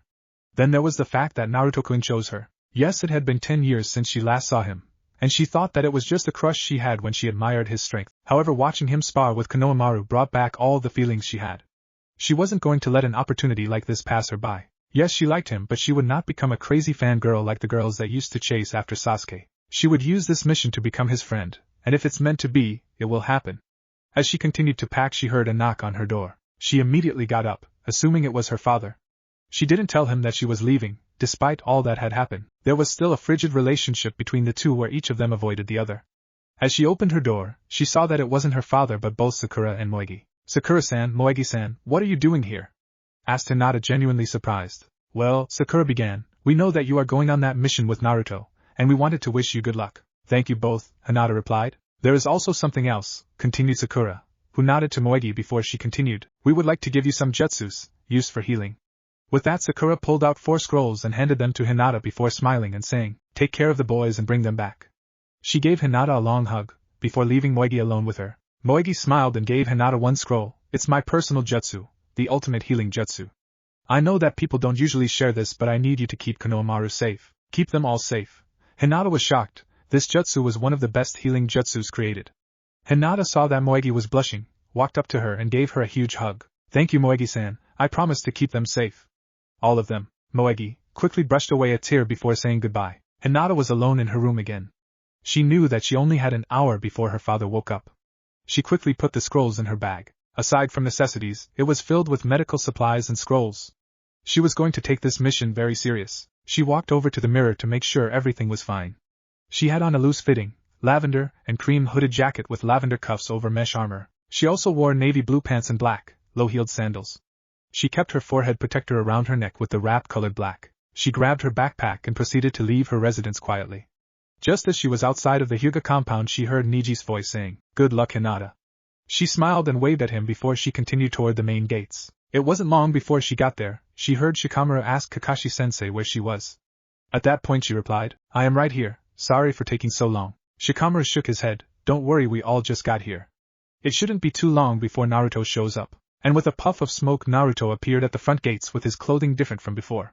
Dressed in black pants, his shins were taped in a deep orange color, his sandals were black and low-cut. He had a kunai holster on his right and left thigh, but there wasn't even a single kunai in them. His belt was black and attached to it were two sword handles with no blade. The hilt was a mix of orange, black, and gold. There was also a fox design on it. His shirt was long-sleeved, also black, but his forearms were taped with white tape. But if they were to look clearly they would see orange seals written all over the bandage, creating the symbol of wind. He also had necklace O, the one that the Hokage gave him. He had the metal plate of his forehead protector sewn on the right shoulder of his shirt. But what was strange was that he had on his forehead the goggles he used to wear before he became a ninja. Though before they were green, the straps were changed to a black and orange pattern, and the lenses gave off an interesting light. Naruto looked at his team and began to smile. He had a good feeling about this. It was time to make history. Alright, let's head out. First stop, Land of the Wave. And with that their mission began. They were making good time, thought Naruto. They would only need to spend one night before reaching the Land of the Wave. There they would collect all the intel on Akatsuki and begin their mission. Akatsuki is now moving in 3-man units, so they would have to attack accordingly. When they get to Tazuna-san house, he would have Shikamaru formulate a plan to handle it. He looked around and saw all of them deep in thought except Kakashi, who was reading his dirty book. Naruto went aside and began making conversation. "Hey Kakashi-sensei, how is it going? What's new with you?" Kakashi smiled at Naruto. "Not much, Naruto, though I do feel guilty." "Guilty?" asked Naruto. "I am just embarrassed, Naruto. I spent a lot of our time together coaching Sasuke, when I should have focused on all of you. Especially you, Naruto. I should have done more. I failed as a teacher, and I am sorry." Naruto raised his eyebrows. "Kakashi-sensei, you are being too hard on yourself. You were a great teacher. You taught us the meaning of teamwork, and part of our teamwork you needed to focus on Sasuke. If you didn't, he would have died against Sakura, so I don't feel bad. You did the best possible job. Don't be hard on yourself. Team 7 was an amazing team. I am happy I was a part of it." Kakashi smiled. Naruto was still the most unpredictable ninja he ever knew. He didn't expect Naruto to become so much more mature now. Part of him thought Naruto would still be the childish Naruto he remembered. But he realized that spending 10 years on the move fighting dangerous shinobi would change him. They continued their walk in silence. The only sound was the crunch of the dirt underneath their feet. There was no need to run through the trees. The mission only started properly after they met Tazuna. As they continued down the familiar path, Naruto began reminiscing about the first time he left the village. It felt like yesterday when they were protecting Tazuna-san the first time. It was here that Naruto promised never to run away. And true to his word, he would not give up. He had gone through many tribulations, but he stayed firm with the help of Ero-sennin and others. "Ano Naruto-kun," Hinata interrupted his thoughts. "Why isn't Jiraiya-sama here on this mission? We could have used his help." The others looked at Naruto, interested in his reply. "Well," Naruto started, "Ero-sennin can't come on this mission, because he is using his spy network to find the Akatsuki. Having him here will not help us. We are strong enough to handle Akatsuki." They all nodded. There were still questions that needed to be answered, but those would come later. Naruto stopped at the edge of a rocky enclave and turned to the rest of them. "We are going to spend the night here and arrive at Tazuna's house tomorrow morning." They all began to settle down in the area. Shino went to look for wood for fire. Hinata and Konohamaru pitched the tents. Shikamaru prepared a meal for them, and both Kakashi and Naruto laid traps all around the area.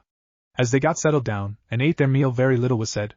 Shikamaru turned to Naruto and asked, "Naruto, there has been something bothering me since this mission began. First, I want to say that we all willingly accepted this mission knowing the risks, so there is no need to be cautious for us. But knowing your current level as a shinobi, most of the Akatsuki should not even come close to your level, and you could have easily defeated them without our help in the past 10 years.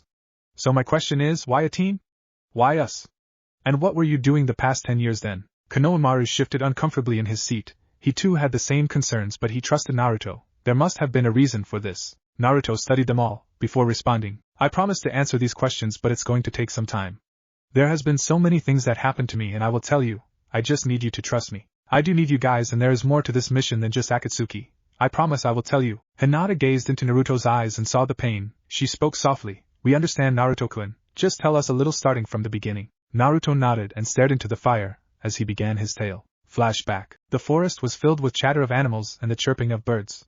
You could even hear the bees buzzing. There was hardly a cloud in the sky, and the sun was shining brightly down. It wasn't too hot but the perfect weather to enjoy the day.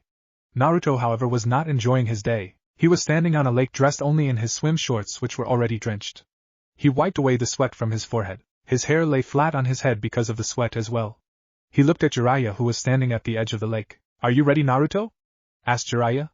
Naruto took a deep breath. He quickly did his hand seals and shouted, Water element, water barrier. The water around Naruto shot up and formed a barrier around him. He held it as long as he could. He could feel the kunais that Ero-sennin was throwing at him hit the water and fall into the lake. The barrier deflected another four-said shuriken, but the following two managed to slice through it, and judging by the yelp that came from inside the barrier, they had found their target. Seconds later the water dome collapsed in on itself, drenching Naruto in water. Jiraiya, seeing Naruto drenched again, began to laugh and called out to him, Let's head in for the night, brat.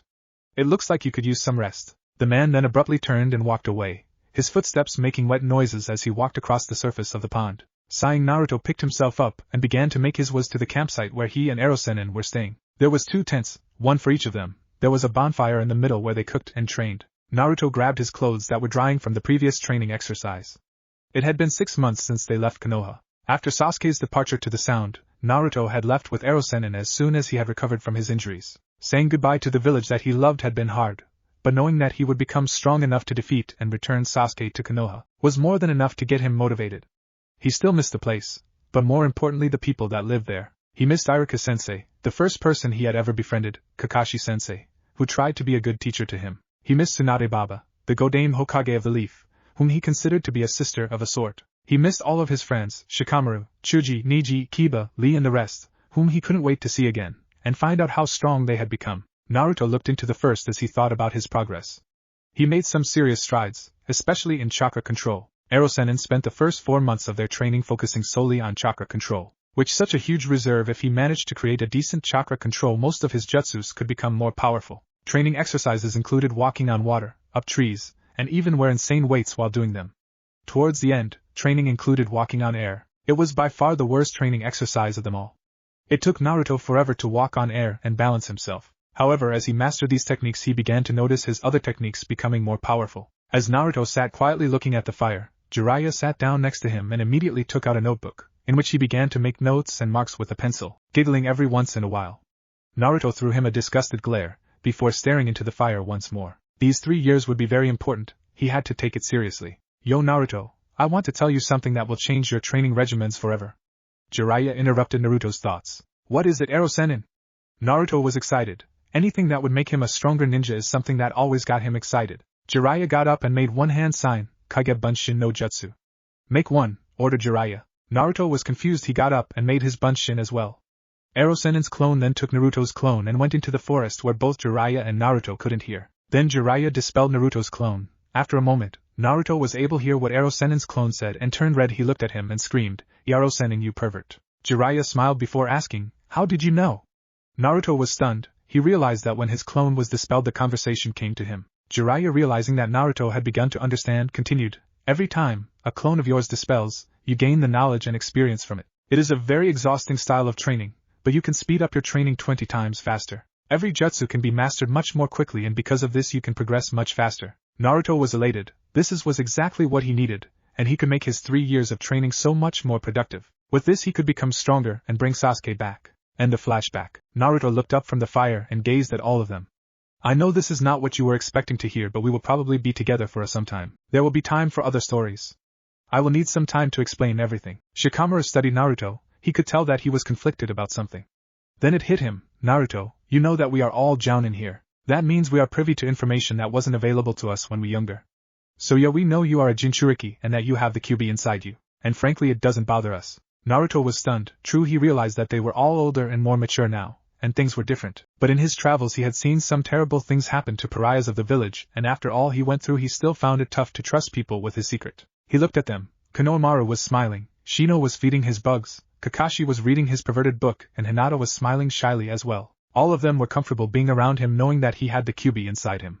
He smiled and then continued, The reason why I need a team is because of a man named Jin. Naruto could tell that he had their attention, and he realized that he needed to be honest with them for this mission to be successful. Jin is by far the strongest ninja alive, he is practically immortal, Erosenin, and I had some very close calls fighting him, and every time I was in a coma for a month. With him is a group of 5 individuals, and they cause havoc wherever they go. Most villages are too scared to even cross paths with him. The members in his group are all S-class ninjas, including Sasuke. I tried to convince him not to, but he didn't listen. Yes, this mission is to defeat Akatsuki, but I know that Jin and his team will be there, which is why I needed all the support I can get. Naruto let out a huge breath. This was the most he had ever spoken in a while, and he had put it all on the table with his team. And he couldn't blame them if they got upset. They were brought in to finish Akatsuki, not mess with a supervillain. To his surprise, it was Shino who cleared his throat and began speaking. Knowing now the parameters of the mission, it makes more sense, and it offers clarity as to why you needed us to complete this mission. Though I cannot speak for the rest of my colleagues, I am well and able to join you in this quest to eliminate this parasite ruining the lands. Exactly, continued Konohamaru. Getting rid of a threat to the shinobi world is a must for all of us. And the fact that we got lucky enough to handle it makes this even better. Both Hinata and Kakashi nodded in agreement. Shikamaru took a deep breath and said, "This is going to be troublesome, but allowing them to run around is even more troublesome." Naruto grinned. "Yash. Let's get some sleep. We arrive at the land of the wave tomorrow." And with that they all entered their tents and went to sleep. It was early in the morning, the sun had barely begun rising, when they found themselves at the Great Naruto Bridge. It was just as big as Naruto remembered. As they walked down the bridge towards Tazuna's house, they listened as Naruto discussed the plans. "Okay, this is how it works. We will arrive at Tazuna-san house shortly, after which we will grab a bite. Immediately after that, we will have a strategy meeting where Shikamaru will formulate our travel strategies, and our attacking and defending tactics. When that is completed, we will have a short rest for a few hours. By midday we will leave again, and as far as where we go that will be decided by Shikamaru. Erosenin already has a toad summon dedicated to us which will keep Shikamaru informed." Any questions? The silence that followed was enough for Naruto. They continued with their walk over the bridge. Hinata was impressed that a bridge so significant was named after Naruto. She still remembered the first time she came here and learnt about Naruto-kun's story. It was on a mission. They needed to take a boat from the land of the wave to an island for a mission, and it was there where Kurenai-sensei told them the story she heard from Sakura-san. Naruto fought and defeated the missing Ninhaku, and helped motivate the village to fight back and be brave. This story just made Hinata's crush on Naruto grow. Before she could get lost in that thought, everyone stopped. They were in front of a simple-looking house overlooking the water. Naruto knocked on the door and a young man answered it. When he saw Naruto, he laughed and smiled before he hugged him. He then called for all of them to enter his house. They sat in the main room where an old man was sitting on a padded chair. His goatee was white, and his glasses were thick. He was munching on a dango, before he saw Naruto and his team. He smiled and called out, "Come here, you shinobi, and have a seat near me." They all sat close to him when Naruto began. "It's been a long time, eh? Tazuna-san." "Oh, it's Naruto. It's great to see you finally. The last time I saw you was 3 years ago with that pervert." "Haha," laughed Naruto. "Yeah, Erosenin isn't here. I'm with a team to take out some criminals we were talking about last time." "Akatsuki?" asked Tazuna. "Yeah," replied Naruto. "I got a team and just wanted to use your place for a bit before we leave." "No worries," reassured Tazuna. "We will have some food set up for you guys in no time." With that, Tazuna got up, grabbed his cane and made his way to the kitchen where his grandson and daughter were. Naruto smiled, leaned against the wall and turned to the rest of them. "Okay, now that we have that taken care of, Shikamaru can give us our game plan." They all turned to Shikamaru, who pulled out a long white scroll. He opened it and took out his pen and ink. He then did a few hand signs and the pen began to glow. He then turned to them and began to explain as he drew. "Okay, we will begin with our teams. We have a 6-man team. One is a medic, Hinata. Hinata will not get involved in any combat situation with Akatsuki. Her sole responsibility is to keep our health intact. She has Moegi's healing jutsu which she will perform on us after this meeting, allowing her to heal us. This leaves 5 of us against 3 Akatsuki. Naruto will take on 1 by himself, and the remaining 4 will split in pairs to fight the other 2. We know what groups they have. First group is Sasori the puppet master, Deidara bomb specialist, and Hidan the zombie curse. The second group is Kisame, Kakazu, and Itachi. The third group is Konan, Zetsu, and the leader who calls himself Pain. Naruto will fight Sasori, Itachi, and Pain. Shino and Kakashi will get Kisame, Deidara, and Konan. Myself and Konohamaru will tackle Hidan, Kakazu, and Zetsu. During any skirmish, if any group member is down, Hinata will step in, and if Naruto is down, Konohamaru will step in for him. If a team is finished early, one will protect Hinata, and the other will offer support to the other team. Despite Hinata being a combat medic, we will need to keep her safe if we are to handle Jin and his team. Now, based on the intel that Jiraiya-sama sent, Jin's team move individually and not in groups. The advantage is if one shows up, Naruto takes them on and Konohamaru fights Naruto's original assignment with Hinata stepping in as combat. If we meet Jin's men alone, then Naruto takes fighting lead with Konohamaru and Shino. Kakashi and I will provide protection for Hinata, and again she will be responsible for healing them as they fight. That's all for combat, both defensive and offensive. As far as travel formation, it's Shino in the front with his Kikai as advanced sentries, followed by Kakashi, Hinata and myself in the rear. My shadows will catch anyone behind us. Also to the right and left of Hinata is Naruto and Konohamaru. She can use her Byakugan to see everything around, which is why she is in the middle. I know it seems like I am putting an emphasis on keeping Hinata safe, however with a mission like this, the healer is the mission. Without her, we will fail. Shikamaru let out a deep breath as he finished writing everything he said. There was an air of seriousness amongst them, and before anyone could say anything, Tazuna's family walked in bringing food for them to eat. Most of the meal was eaten mostly in silence, with the exception of a few words here and there. Konohamaru was having a quiet conversation with Inari, and Kakashi was entertaining Tsunami with stories of Konoha. Shino was feeding his Kikai bugs, and Shikamaru and Naruto were discussing battle strategies. Hinata, when saw that everyone had eaten, began to speak. Ano, I think now is a good time to put Moegi-san healing just on everyone. It shouldn't take too long. The five of them got up and made their way back to the living room where the meeting took place. Konohamaru turned to the men and said, "We need to take off our shirts, the kanji goes on our back." "Hi," confirmed Hinata. With all five guys' backs facing her, she pulled out a small container of ink and her brush and began to paint the seals on Konohamaru. Even though he had Moegi seal, each one is unique based on the medic. It took a few moments before she was done and moved on to Shino. Shino was a little challenging because he had holes all over his back where his Kikai enter and exit him. Nevertheless, after a few minutes she was done with Shino and continued with Shikamaru. Shikamaru didn't last long, and his back was the quickest to do. Hinata then moved to Kakashi. She noticed that he had scars and cuts all over his back. Some of them seemed to have been over 15 years old. Hinata felt bad as she painted the jutsu on him. He, unlike the others, was riddled with scars, possibly from his time in ANBU. As she moved on to Naruto, she let out a small inaudible gasp. She knew that Kyuubi would heal Naruto from most injuries and rarely ever left any marks. However, on his back was a huge scar. It started from the top of his left shoulder and went diagonally across his back and curved down to the base of his spine. The cut was a quarter-inch thick and had tiny scars branching from it. Hinata took a big gulp and began to paint the jutsu on Naruto as well. When she finished, she stepped back and began to make the necessary hand signs. After around 15 signs, her glowed green and she said, "Hidden healing technique, healing palm of life." With that, all the kanjis on the men's back glowed green and then disappeared. They got up and thanked Hinata before putting back their shirts and cloaks. "Alright everyone, get some rest, we leave and begin our mission in 3 hours." With that, Naruto walked out and into one of the guest rooms available. One by one they went into their respective rooms. Hinata checked to make sure she had a healing connection with all of them before heading into her room for a nap. Close to 3 hours had passed as Naruto broke away from his mediation and prepared his gear for the mission. As he got up and walked out of his room, he thought about letting the others know. He then realized that it would be unnecessary. They would be ready and rushing them would cause them to make a mistake.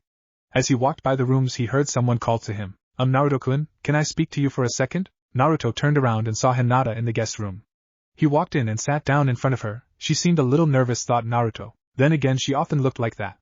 Hinata reached into her bag and pulled out a white scarf with a unique kanji on it. "Ano, this is a gift for you." She spoke softly as she gave him the scarf. Naruto thanked her and examined the scarf. It was long and comfortable, but it had a unique texture. He looked at her and asked, "Where did you get it?" "I made it myself," Hinata replied. "It's a chakra scarf I designed." "Chakra scarf?" asked Naruto, puzzled. "Hi, I created this scarf which allows people to store chakra in it as an emergency. All that is necessary is placing your hand on the seal and pour chakra into the seal until the scarf changes colors. I figured you might find it useful." Naruto was impressed. This was a high-level jutsu that few could do. He knew now that he made the right choice picking Hinata. This would be very useful for him. He placed his hand over the kanji and began to pour the Kyuubi's chakra into it. It took a few minutes, but the scarf went from pure white to reddish-orange color. This time it was Hinata's turn to be impressed. The last person to fill a scarf like that was Konohamaru, and he was suffered from chakra depletion for 2 months. Yet here Naruto-kun was without breaking a sweat filled up the scarf. "Thank you, Hinata," Naruto interrupted her thoughts. "This is an amazing gift, you truly are amazing." Naruto then wrapped the scar around his neck, leaving a tail in the back and in the front. As they got up, Naruto hugged Hinata. She smelled like flowers and honey. She was stunned at first but returned the hug. Almost immediately after they broke from their hug, Konohamaru walked in. "We should leave soon," Konohamaru said, smirking at the scarf.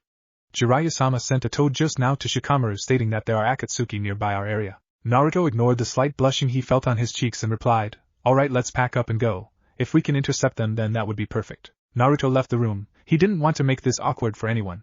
Yes, he thought Hinata was beautiful. Heck, she was gorgeous. Anyone could see that. It's true he did have a crush on Sakura, but that's all it was, a crush. In all his travels he never spent time with any girls the way Ero-sen did. He didn't have the time, the threat of Jin was too much.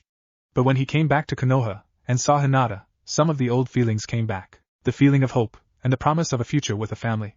Yes, he barely knew her, but something about Hinata made him want to get closer to her. Naruto shook his head. He needed to focus on Jin. He couldn't get close to anyone. If Jin knew, he would exploit it, and the last thing Naruto needed was for someone he cared about getting harmed because of him. He grabbed his gear and left his room. Everyone was waiting outside the house, including Tazuna-san. Well, I understand you have to leave, Naruto, but do come by when you are not under the stress of a mission, grumbled Tazuna. Naruto smiled and gave the old man a hug. Thank you for everything.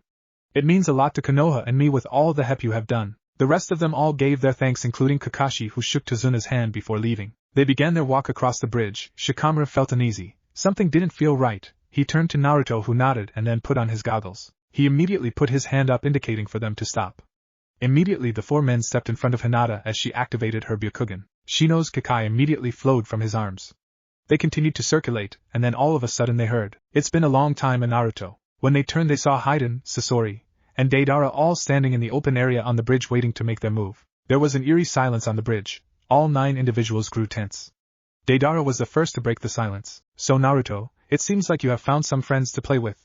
Naruto, who was perhaps the most calm out of everyone, replied, "I am not surprised to see you 3 here. Though I am a little disappointed. I was hoping for a real challenge like Itachi's group." Hidan looked livid. "I swear by Jashin, I will kill this boy." "Calm yourself," reprimanded Sasori.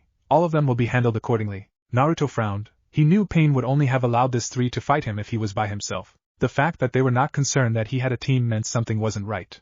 He turned to his group. "Be careful." They prepared for this fight. Immediately Hinata sat down cross-legged and slammed 2 kunais into the ground in front of her. She then immediately completed a flurry of hand signs before saying, "Kasijutsu, Jiu no Saikatsu, activate, healing palm of life." With that, Konohamaru and Shikamaru immediately attacked Hidan. Seeing that, Deidara jumped off the bridge only to land on his clay bird and began to fly away. Naruto knew that Deidara was going to call for backup and he couldn't have that. The problem was that he had to handle Sasori, and could not leave him alone. Before he could say anything, he saw both Kakashi and Shino flying towards Deidara with wings. When Naruto looked closely, he saw that they were made from Shino's Kakai bugs. Naruto had very little time to be impressed because Sasori had begun his attack. Konohamaru and Shikamaru versus Hidan. Hidan continued to dodge Konohamaru's attacks. It was annoying him. Jashin needed service, and he couldn't waste his time with this boy. He immediately pulled out his massive 3-bladed scythe and began his counter-attack. This time it was Konohamaru's time to dodge. Naruto had given them intel on all of Akatsuki, so they knew what that blade was capable of. He needed to keep this freak busy. He knew that Shikamaru needed 7 minutes to formulate a counter-attack. As he continued to dodge and parry Hidan's attack, he slipped on the wet surface of the bridge. There was no way to avoid it. He knew that even a scratch would be deadly. He could see the scythe coming down on his neck and he knew that it was over. Then all of a sudden the blade hit an invisible barrier, and ricocheted up, throwing Hidan off balance. That gave Konohamaru to land a chakra-powered punch to Hidan's face, sending him flying yards away. Konohamaru looked back to see Hinata smile, and give him a nod. Konohamaru gave her a thumbs up and looked forward to continue his fight. Hidan got up gingerly. He rubbed his face. That hurt like hell, Hidan thought. He knew that his scythe should have made a cut on the boy, but it bounced back as if hitting a barrier. He looked around and saw the girl sitting behind all of them with her palms pressed together. She seemed to be some kind of medic, someone who he needed to deal with first. He got up, and immediately leapt at Konohamaru. Again their close-range attack started. This time Hidan did not use his scythe but rather 2 short blades. He began his ferocious attack on Konohamaru, but to no avail. The young man was far more superior to him in close-range fighting, as was apparent as Konohamaru knocked down Hidan for a second time. This time Hidan got and was upset. "Shit, cursed Hidan, Jashin wants your fucking blood. Why are you being so fucking rude?" Konohamaru smiled. "Sorry, but I'd rather not, your god is creepy." Hidan was getting more and more angry by the second. He rarely needed to use anything other than his scythe to make Jashin pleased and satisfied. This man was making things difficult. He needed to keep him distracted while he eliminated the medic, otherwise they would never be able to defeat them. He stood up once more and began doing his hand signs, and when he was done he slammed his scythe into the ground. Jujutsu, Ribingishur no Koru, curse technique, living death call. Konohamaru tensed up. Things were not going to be easy. Even though this group was expected to be the easiest group, all of them were high-ranked shinobi. Crack! Konohamaru leapt into the air as he saw the ground crack all over the bridge. From these cracks he saw ghoulish creatures come out. They were black with white skull-like painting on them.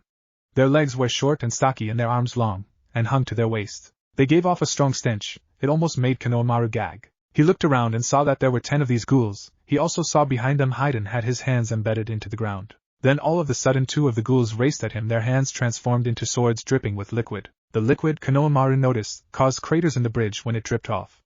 Konohamaru grimaced. These ghouls were poisonous. He needed to get rid of them before they attacked Shikamaru or Hinata. He needed a weapon that could withstand these creatures. He took a deep breath and made the following hand signs: boar, dog, bird, monkey, ram. He then slammed his hand onto the ground and yelled Kuchios no Jutsu, summoning technique, Monkey King Enma. With a poof of smoke standing beside Konohamaru was the Monkey King Enma. His body and tail was covered with white fur along with his unkempt hair. His hair reached his back and he also had long sideburns along with a goatee. Enma had on a black suit with mesh armor underneath, over which he has a sleeveless kimono shirt with white fur trimming. Who is it now, Konohamaru? Rumbled Enma. Konohamaru pointed at the ghouls and grimaced.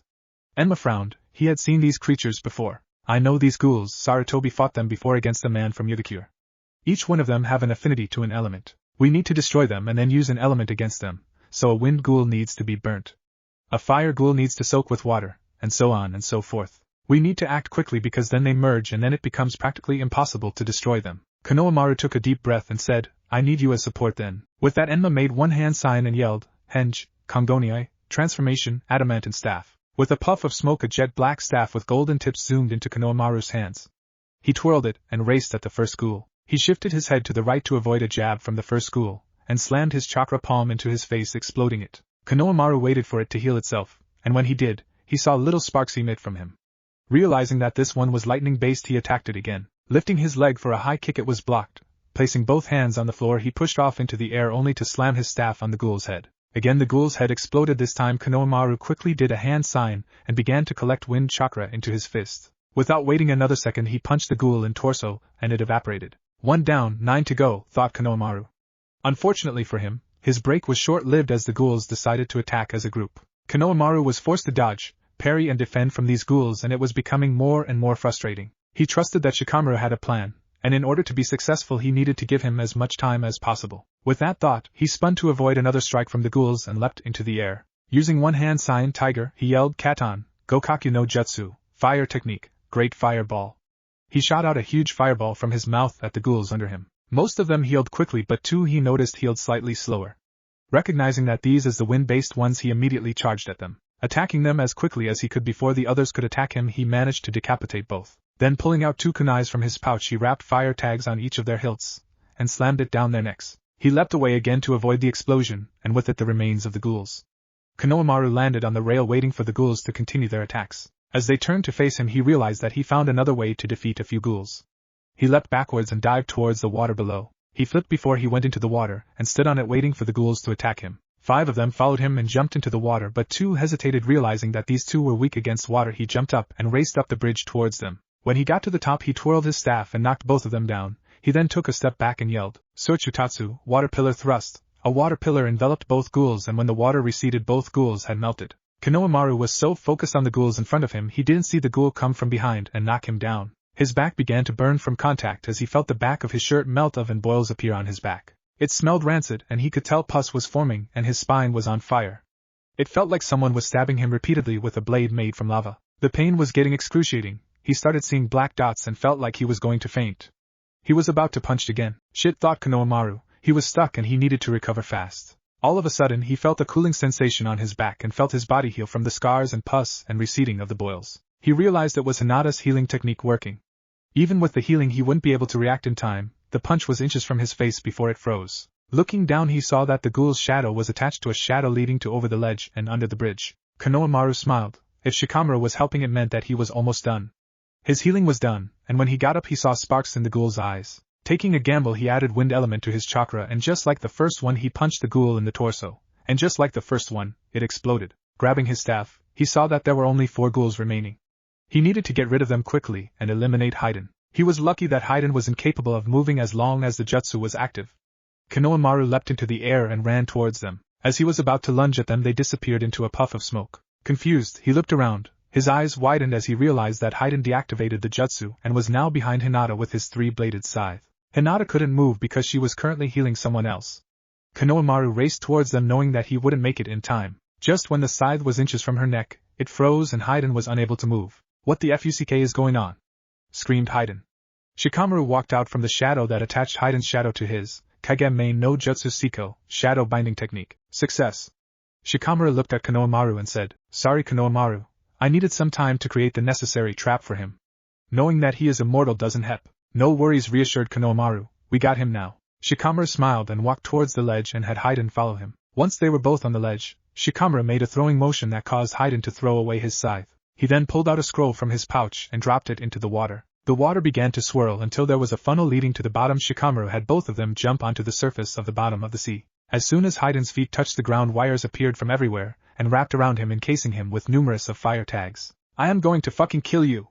Screamed Hidan. Shikamaru ignored him and then pulled a piece of stone which caused the floor to collapse, leaving an open abyss. Shikamaru, confirming that Hidan couldn't move, released his jutsu and approached him. Realizing that his end was near, Hidan went on a cursing tirade that would make just about anyone blush. You are fucking dead. I am going to find you and feed your face to Jashin. I will rain down blood of terror on you. I will ruin you and your family. You can't hide from me, boy. You are dead. Shikamaru, unfazed by this, walked to Hidan and kicked him into the abyss. It was less than a second later that an explosion was heard and Hidan was blown into immortal pieces. Konohamaru jumped down and tapped his foot against the edge of the abyss, and the floor stretched and covered the abyss as if nothing was there. Nodding to each other, they both leapt back onto the bridge and saw the water recede back.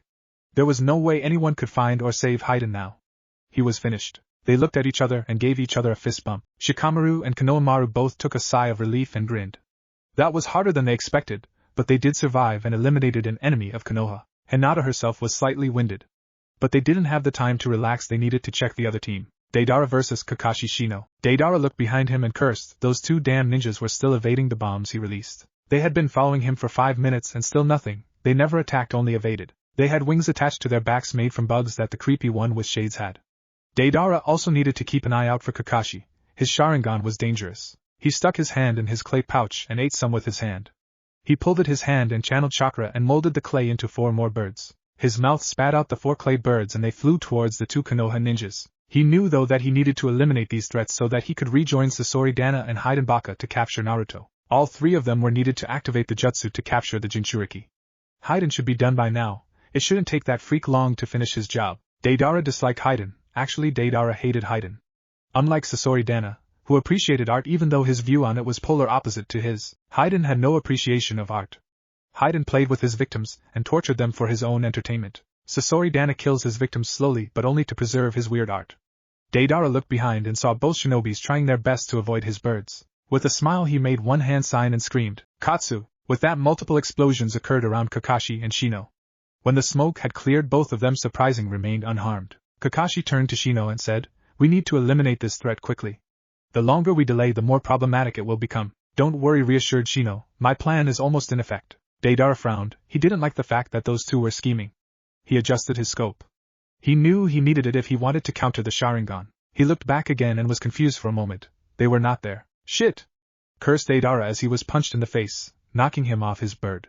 He landed on top of the water and quickly jumped up. He barely had time to recover when Kakashi and Shino attacked him simultaneously. He managed to avoid the first 3 strikes but couldn't completely dodge the strike to his torso. Stumbling back, he grabbed 2 handfuls of his clay and molded them in his hand. His hand spat out 4 batons, slipping 2 into belt. He began counter-attacking. He managed to keep both shinobi at bay. Shino then stepped back. He flexed his arms and a long baton that was deep brown in color. These batons came out from the sleeves of his jacket. He grabbed the ends, causing a thin curved blade to come out of each baton. They locked at a right angle and became modified kamas. Shino immediately continued his assault, swirling his kamas, and began his complex attacks. Deidara struggled to contain both of them now. He barely was able to counter Shino's weapons, let alone handle Kakashi's attacks as well. He was knocked down a 3rd time, and cursed. He was unable to create any of his clay art. They were not allowing him any time to recover at all. He was currently preoccupied with Shino when he heard what sounded like birds chirping. He turned and saw Kakashi racing towards him with his infamous Chidori. The problem was he couldn't dodge Kakashi's attack because Shino's kamas would slice him. Just as Kakashi was about to impale him, he managed to evade just enough for the attack to only hit him on his right side, missing most of his organs but still managed to give him a sizable wound. Deidara fell back but managed to create some space between him and the other two. He scrunched his nose to limit he had smell of the rancid burning smell on his flesh. Fuck!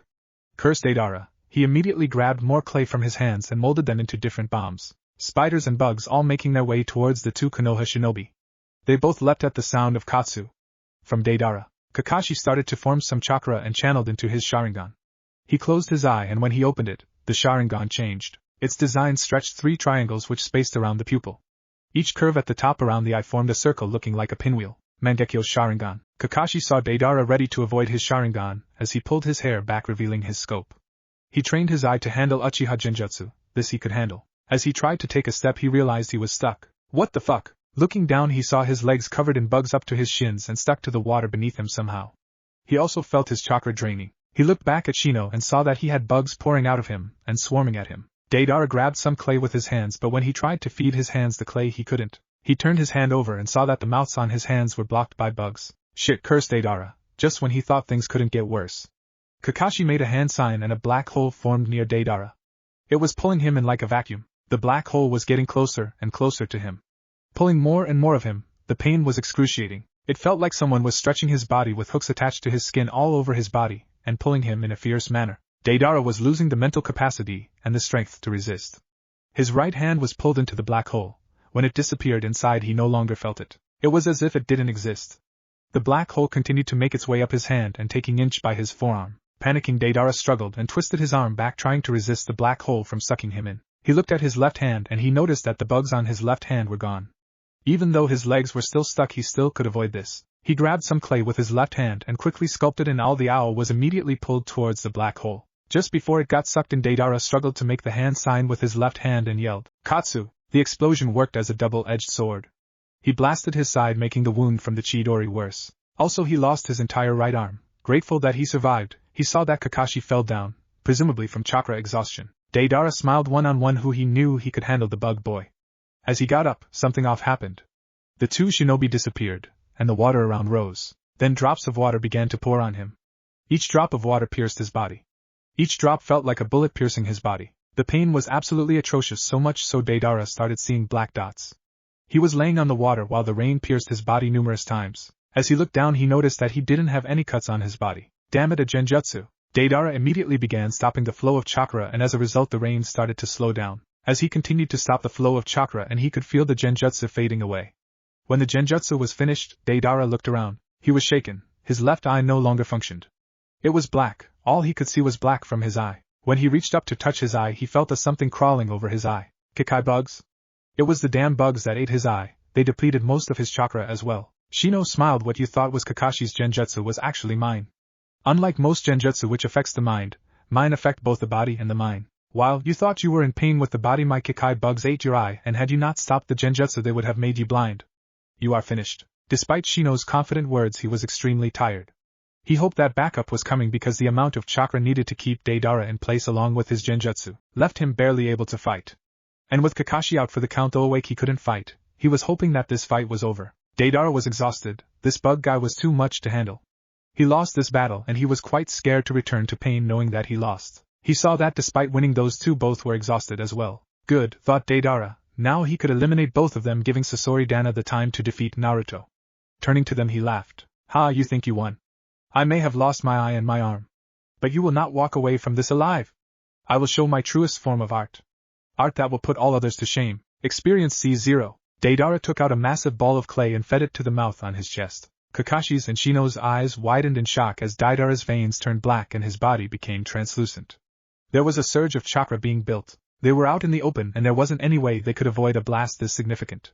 Deidara's body began to hum and glow. Immediately both Kakashi and Shino stumbled and struggled to get up. They were exhausted and almost depleted of all their chakra. Still they needed to get out of the blast radius. Seeing them trying to run, Deidara shouted, "It's too late.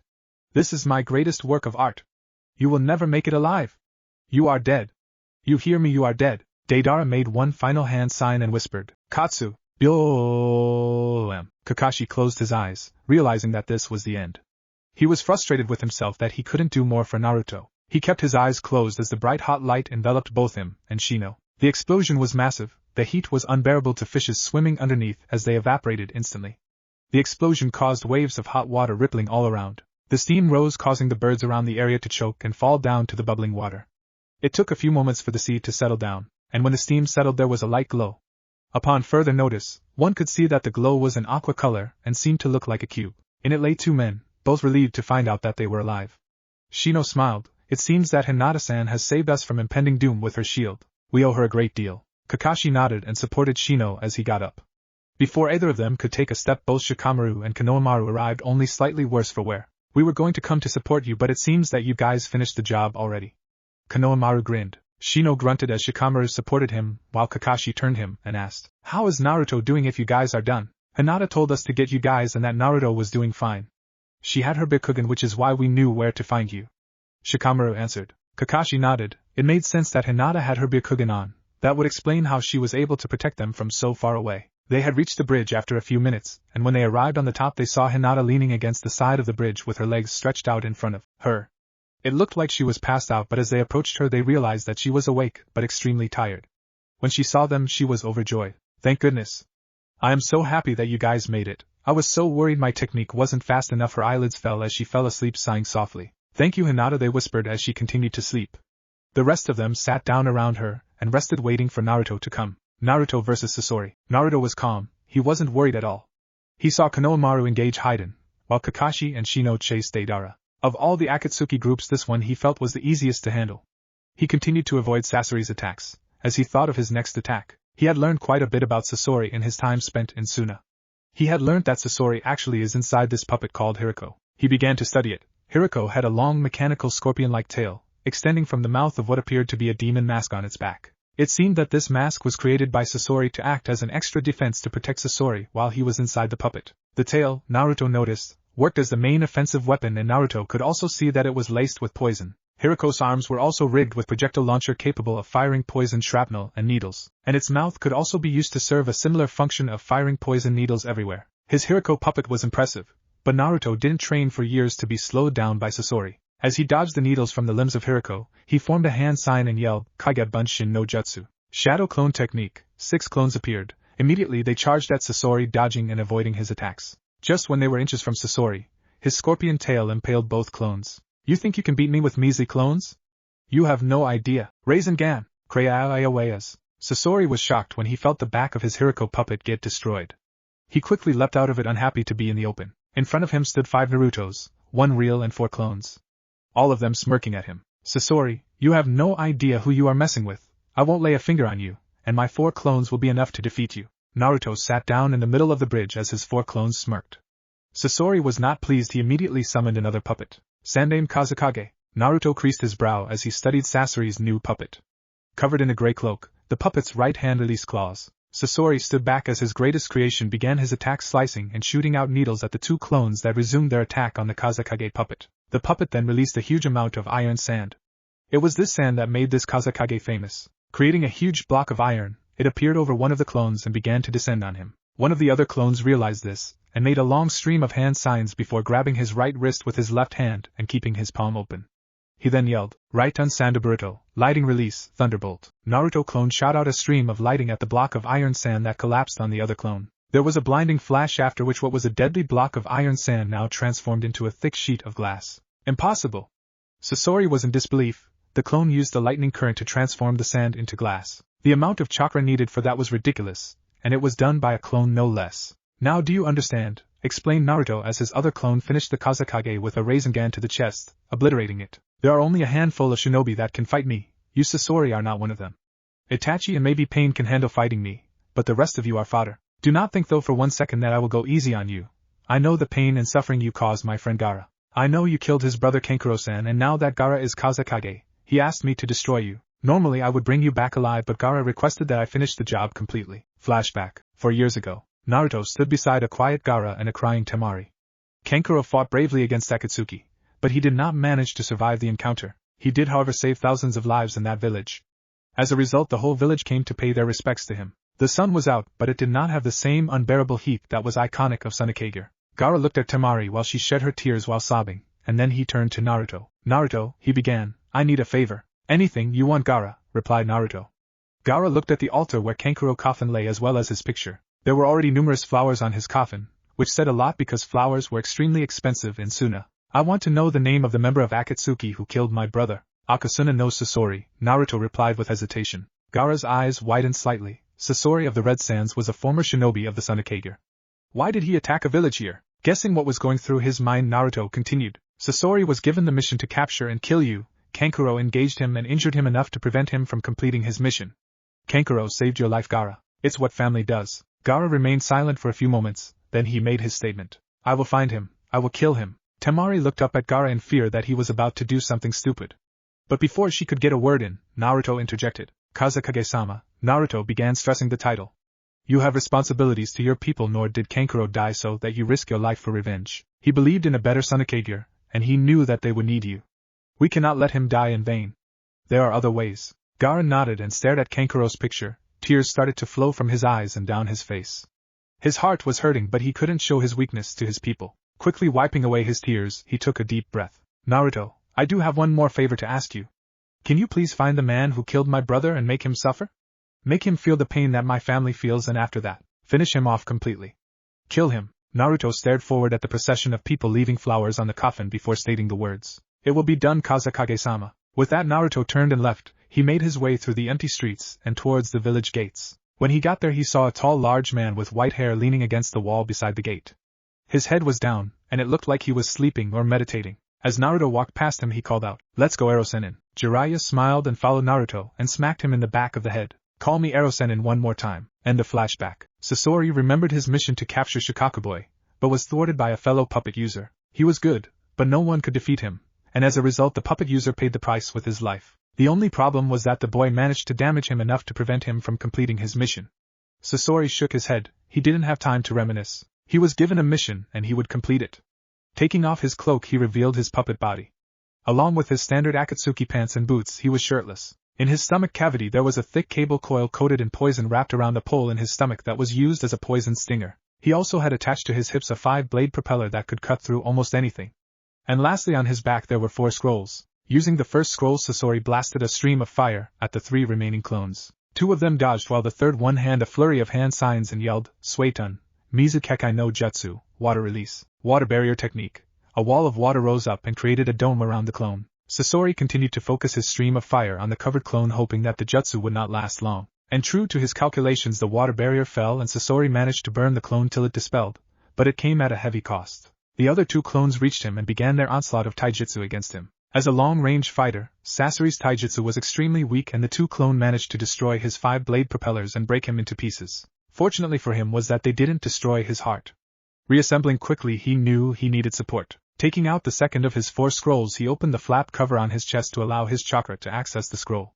From it 100 puppets emerged. Both Naruto clones stepped back as part of the sky was filled with Sasori's clones. Sasori then began his attack. The first Naruto clone began fighting back before getting dispelled.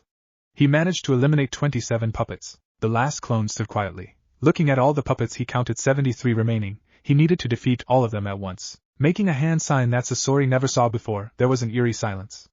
All of a sudden the clone faded away. Sasori, looking around, couldn't sense him at all. All he could tell was that there was a breeze that wasn't there before. Within a few moments all of Sasori's puppets were sliced into pieces. Sasori panicked. In a matter of moments all of his puppets were destroyed and he didn't know how. He didn't even see the clone attack. It was impossible. Blinded by his confusion, he didn't realize that Naruto's clone faded back in and appeared behind Sasori and smashed him into pieces. Sasori's heart flew out and landed on the real Naruto's lap. Looking down at it in disgust, he grabbed both ends of the beating cylinder and began to press it together inwards. He could hear Sasori's screams of pain. It was blood-curdling screams. It was a good thing Naruto put a sound barrier around the fight. He didn't need the others to worry. As he continued to squeeze the heart of Sasori, he noticed a flash on his left down the ocean. He began to worry. That could be Deidara. Taking a deep breath, he knew he had to trust his team. He looked at his clone, which held Sasori's head by its hair. Sasori's face was distorted because of the pain. Naruto looked at him and asked, "Did you know the name of the young man you killed during your attempt at capturing Gaara?" Sasori smiled and whispered, "If you mean the brother of the Kazekage, Kankuro, then yes." Naruto gave him a cold hard look before crushing his heart in his hand. The last scream of Sasori was ear-piercing. Naruto turned to his clone and gave him a small black metal cylinder. "This is a recording of the final moments of Sasori. Take it to Gaara." With that the clone leapt off the bridge and ran towards the direction of Suna. Naruto got up, stared at the remains of Sasori. Walking up to his body, he noticed that the cable was soaked in Sasori's personal poison. Taking a knee, he pulled out a vial from his pouch and collected a full vial of it to study. Placing it back into his pouch, he started back towards Hinata was and where Shikamaru and Konohamaru were fighting. If that fight wasn't done, he would end it right away. As he approached where they were, he saw that they were all there and they all finished their fights. Naruto smiled. His team were all done relaxing against the bridge. They all won relatively unscathed. He noticed that they were depleted of chakra. But 2 months of training with him, and they would solve that problem. He knew where they needed to train. This could definitely help them. So far they managed to defeat a squad from Akatsuki. He had planned to have the first squad of Akatsuki defeated within 3 months. This means that they were ahead of schedule. Hence he would use this time to training them for their next target, which was Itachi's squad. With that, Naruto made 4 more clones, and each clone picked up one of the men. Naruto himself picked up Hinata and eased her onto his shoulder. What he didn't see was her soft smile when he did carry her. And together the clones made their way towards the dock where a boat would take them to Kumokage where Naruto would train them. Shikamaru opened his eyes groggily. He felt stiff, as if he hadn't moved for a while. When he sat up he saw that he was sleeping in a little gray cot. He stretched his arms and stifled a yawn. He moved his blanket to the side. As his feet touched the cool metal floor, he realized with the swaying that they were on a boat. Standing up, it took him a few moments to get used to the rocking sensation of standing on a moving boat. He looked around and saw that his room was mostly bare. Aside from the bed he was sleeping in, he saw his gear tucked away in the corner of the room. The only other thing that stood out was a small table with a pitcher and an empty glass. Walking towards it, he grabbed the pitcher and poured himself a drink. Staring at the glass, he noticed what looked to be water had a hint of royal blue flecks in it. Shikamaru smelled the drink and whispered a poison detection jutsu. When it came out as negative, Shikamaru took a sip of the drink. It was water, however it had a added flavor to it, a sweet flavor that Shikamaru couldn't tell. He then finished his drink, poured himself another glass, and made his way out the room. As he exited he found himself in a long thin hallway with rooms on either side. Looking to his right he saw that there were stairs leading to the upper deck.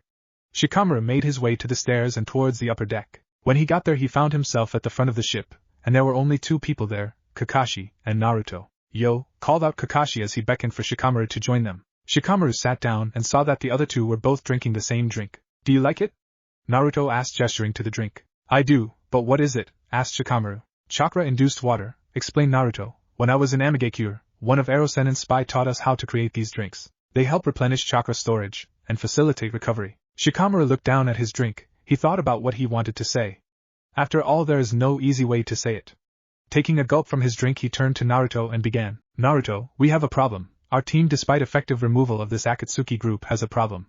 It is clear they were the weakest by far." Seeing Naruto nod he continued. "We all suffered chakra exhaustion. As a result, if we were to go against tougher opponents like Itachi's squad we would lose because we wouldn't have the chakra to keep up. I am sorry, but you may need to replace some of us who do not have the necessary." "I am not replacing any of you," interrupted Naruto. "Let me ask you, if you had double the amount of chakra would you be worried?" Shikamaru shook his head. "If we even had 30% more chakra, all of us would easily be handled to perform high-level jutsus. Then we have nothing to worry about. We are going to a training grounds in Kumokage. There I will show you how to triple your chakra reserves." Shikamaru's eyes nearly popped out of his head. Tripling his chakra would allow him to use hidden techniques. Someone like Konohamaru could easily give someone like Itachi a run for his money. Kakashi, who was quiet during this conversation, turned to Naruto. "When do we get to the training grounds and do our training? Also, how long do you think it will take?" "Well," began Naruto, "it should take us 3 months to complete it." 3 months? Exclaimed Konohamaru, who sat down with his drink joining them. "What do we need 3 months for?" "Training, I presume," replied Shino, who also sat down along with Hinata, who was right behind him. "That's correct," confirmed Naruto as Kakashi poured everyone drinks. "Based on the intel I received an hour ago, Zetsu found the remains of the 3 that we eliminated, and Pain has ordered Itachi to search and destroy us. Granted, the training program is actually 6 months, however I do think it will take Itachi 3 months to find us. Ero-sennin already laid down the groundwork to have us seen to appear in Suna. This will continue, after which we should be fine. After all, only Ero-sennin and I know about this place." Looking over the ship rails he saw that they were approaching the harbor within the hour. It would take them another hour to get to the training house, after which they would be almost impossible to find. "Pack up and meet me back here.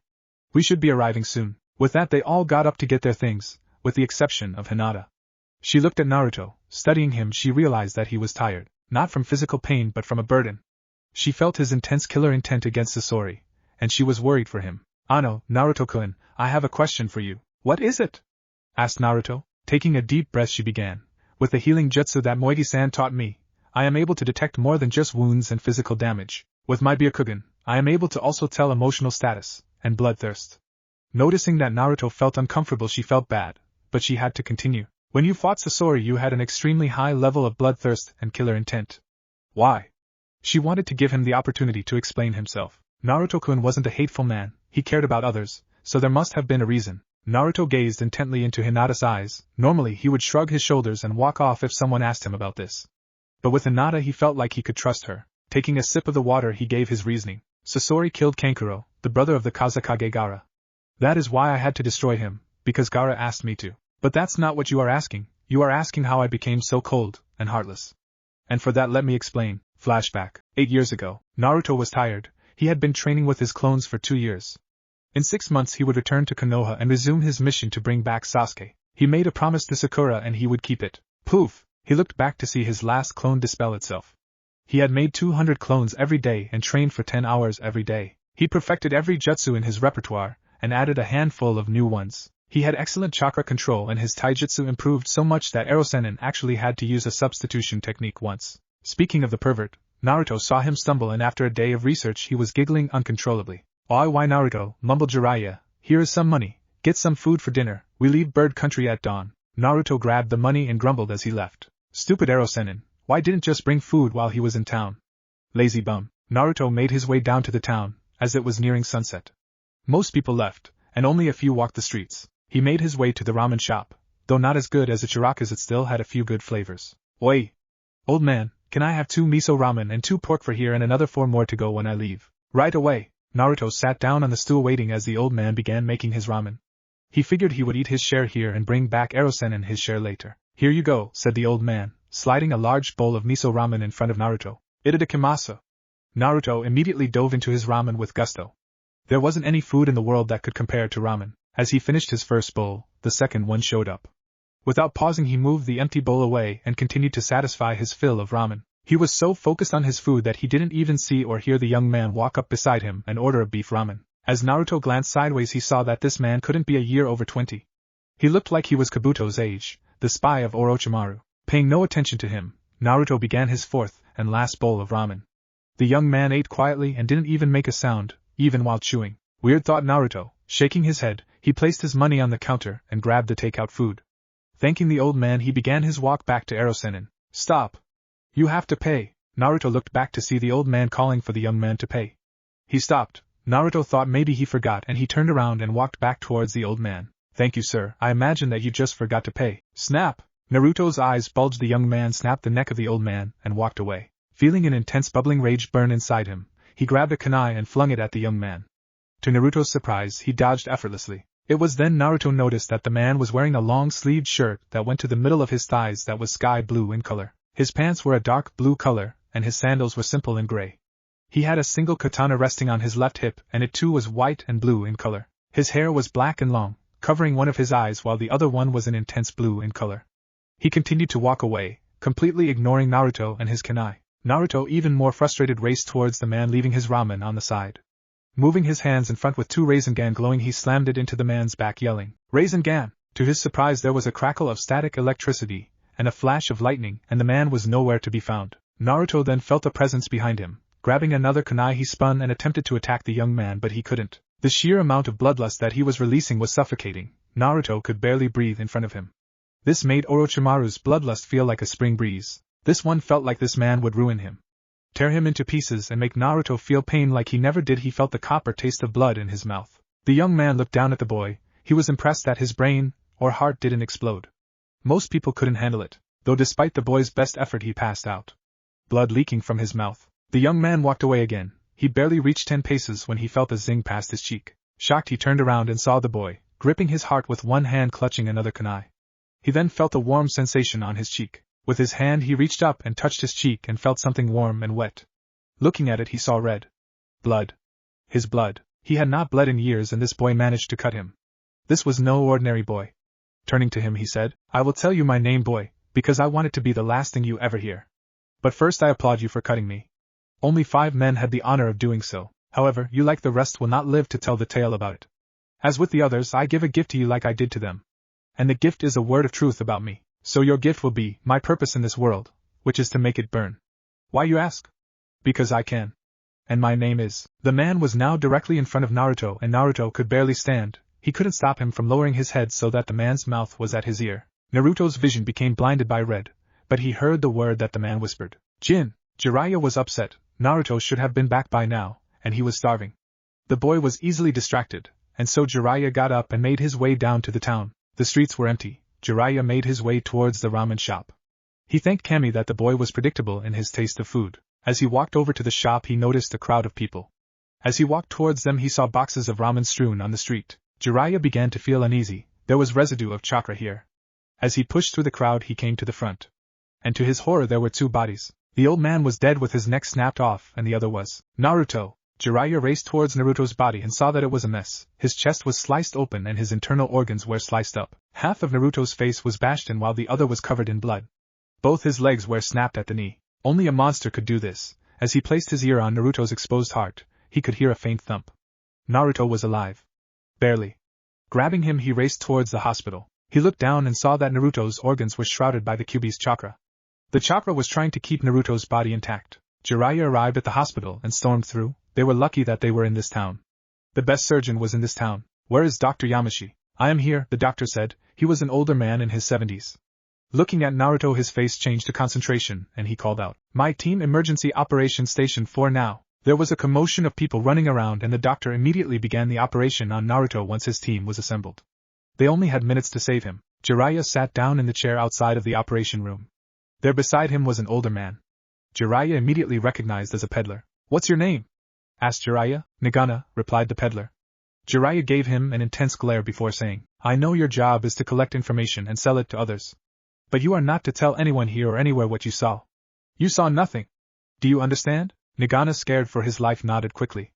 The larger man with white hair placed his face inside his hands and began mumbling over and over, "Please Kami, save him. Please Kami, save him." And the flashback. This was the first time I met Jin. I met him multiple times afterwards, and the one thing I learned was, in order to beat him I had to become him. Not in the evil way but in the tough way. Cold and heartless way. Naruto saw that Hinata's eyes were watery with tears. He reached out and wiped them away. "Don't worry, I am a lot tougher now than I was before. I can take him now. You won't beat him like this. You cannot fight bloodlust with bloodlust. It only creates more bloodlust. You must fight bloodlust with the desire to protect. Otherwise you will beat Jin's body but you will lose your soul," she replied, holding his hand to her cheek. Naruto was shocked. For years he trained his body and mind to fight and defeat Jin. He didn't realize that he was sacrificing his soul. Taking a deep breath, he saw that the others were ready. He dropped his hand to his lap to avoid awkward conversations with the others. He and Hinata would have to finish this conversation another time. He didn't mind. In fact, he wanted to finish this conversation with her. He liked spending time with her. Maybe she could help him find his soul. Giving her one of his old trademark smiles, all he said was, "Thank you, Hinata." Kakashi never enjoyed coming to the Kumogakure. There were many confrontations between them and Konoha. He was in A&BU during those skirmishes and he was also on the detail that was assigned to watch Hinata after her attempted kidnapping. They ran their village in a very weird way. All in all, Kakashi wanted to spend as little time here as possible. But Naruto felt like this was the best place for them to hide and train. And one thing he always did was follow his leader. Leader Hun, Kakashi thought. He never thought he would serve part of Naruto's team. He remembered Naruto declaring his dream to become Hokage, but Kakashi thought it would be a long shot. True, he knew Naruto would become an excellent ninja, as he was hardworking and dedicated. But it was difficult to see him as the leader of the village. But Naruto now reminded him of his teacher, the Yondaime Hokage. Light-hearted and goofy all the time, except when there was war. The sheer amount of killer intent that the Yondaime released during the Third Shinobi War was insane. Naruto reminded him of that, except one thing. Naruto was always soft-natured and gentle, yet this Naruto was brutal and tough. He was more like Sasuke was. At first that would have been seen as a good thing. However, Sasuke's cold heart and emotionless personality caused himself to fall prey to Orochimaru. Naruto had that same emotionless killer intent look that Sasuke and even Itachi had.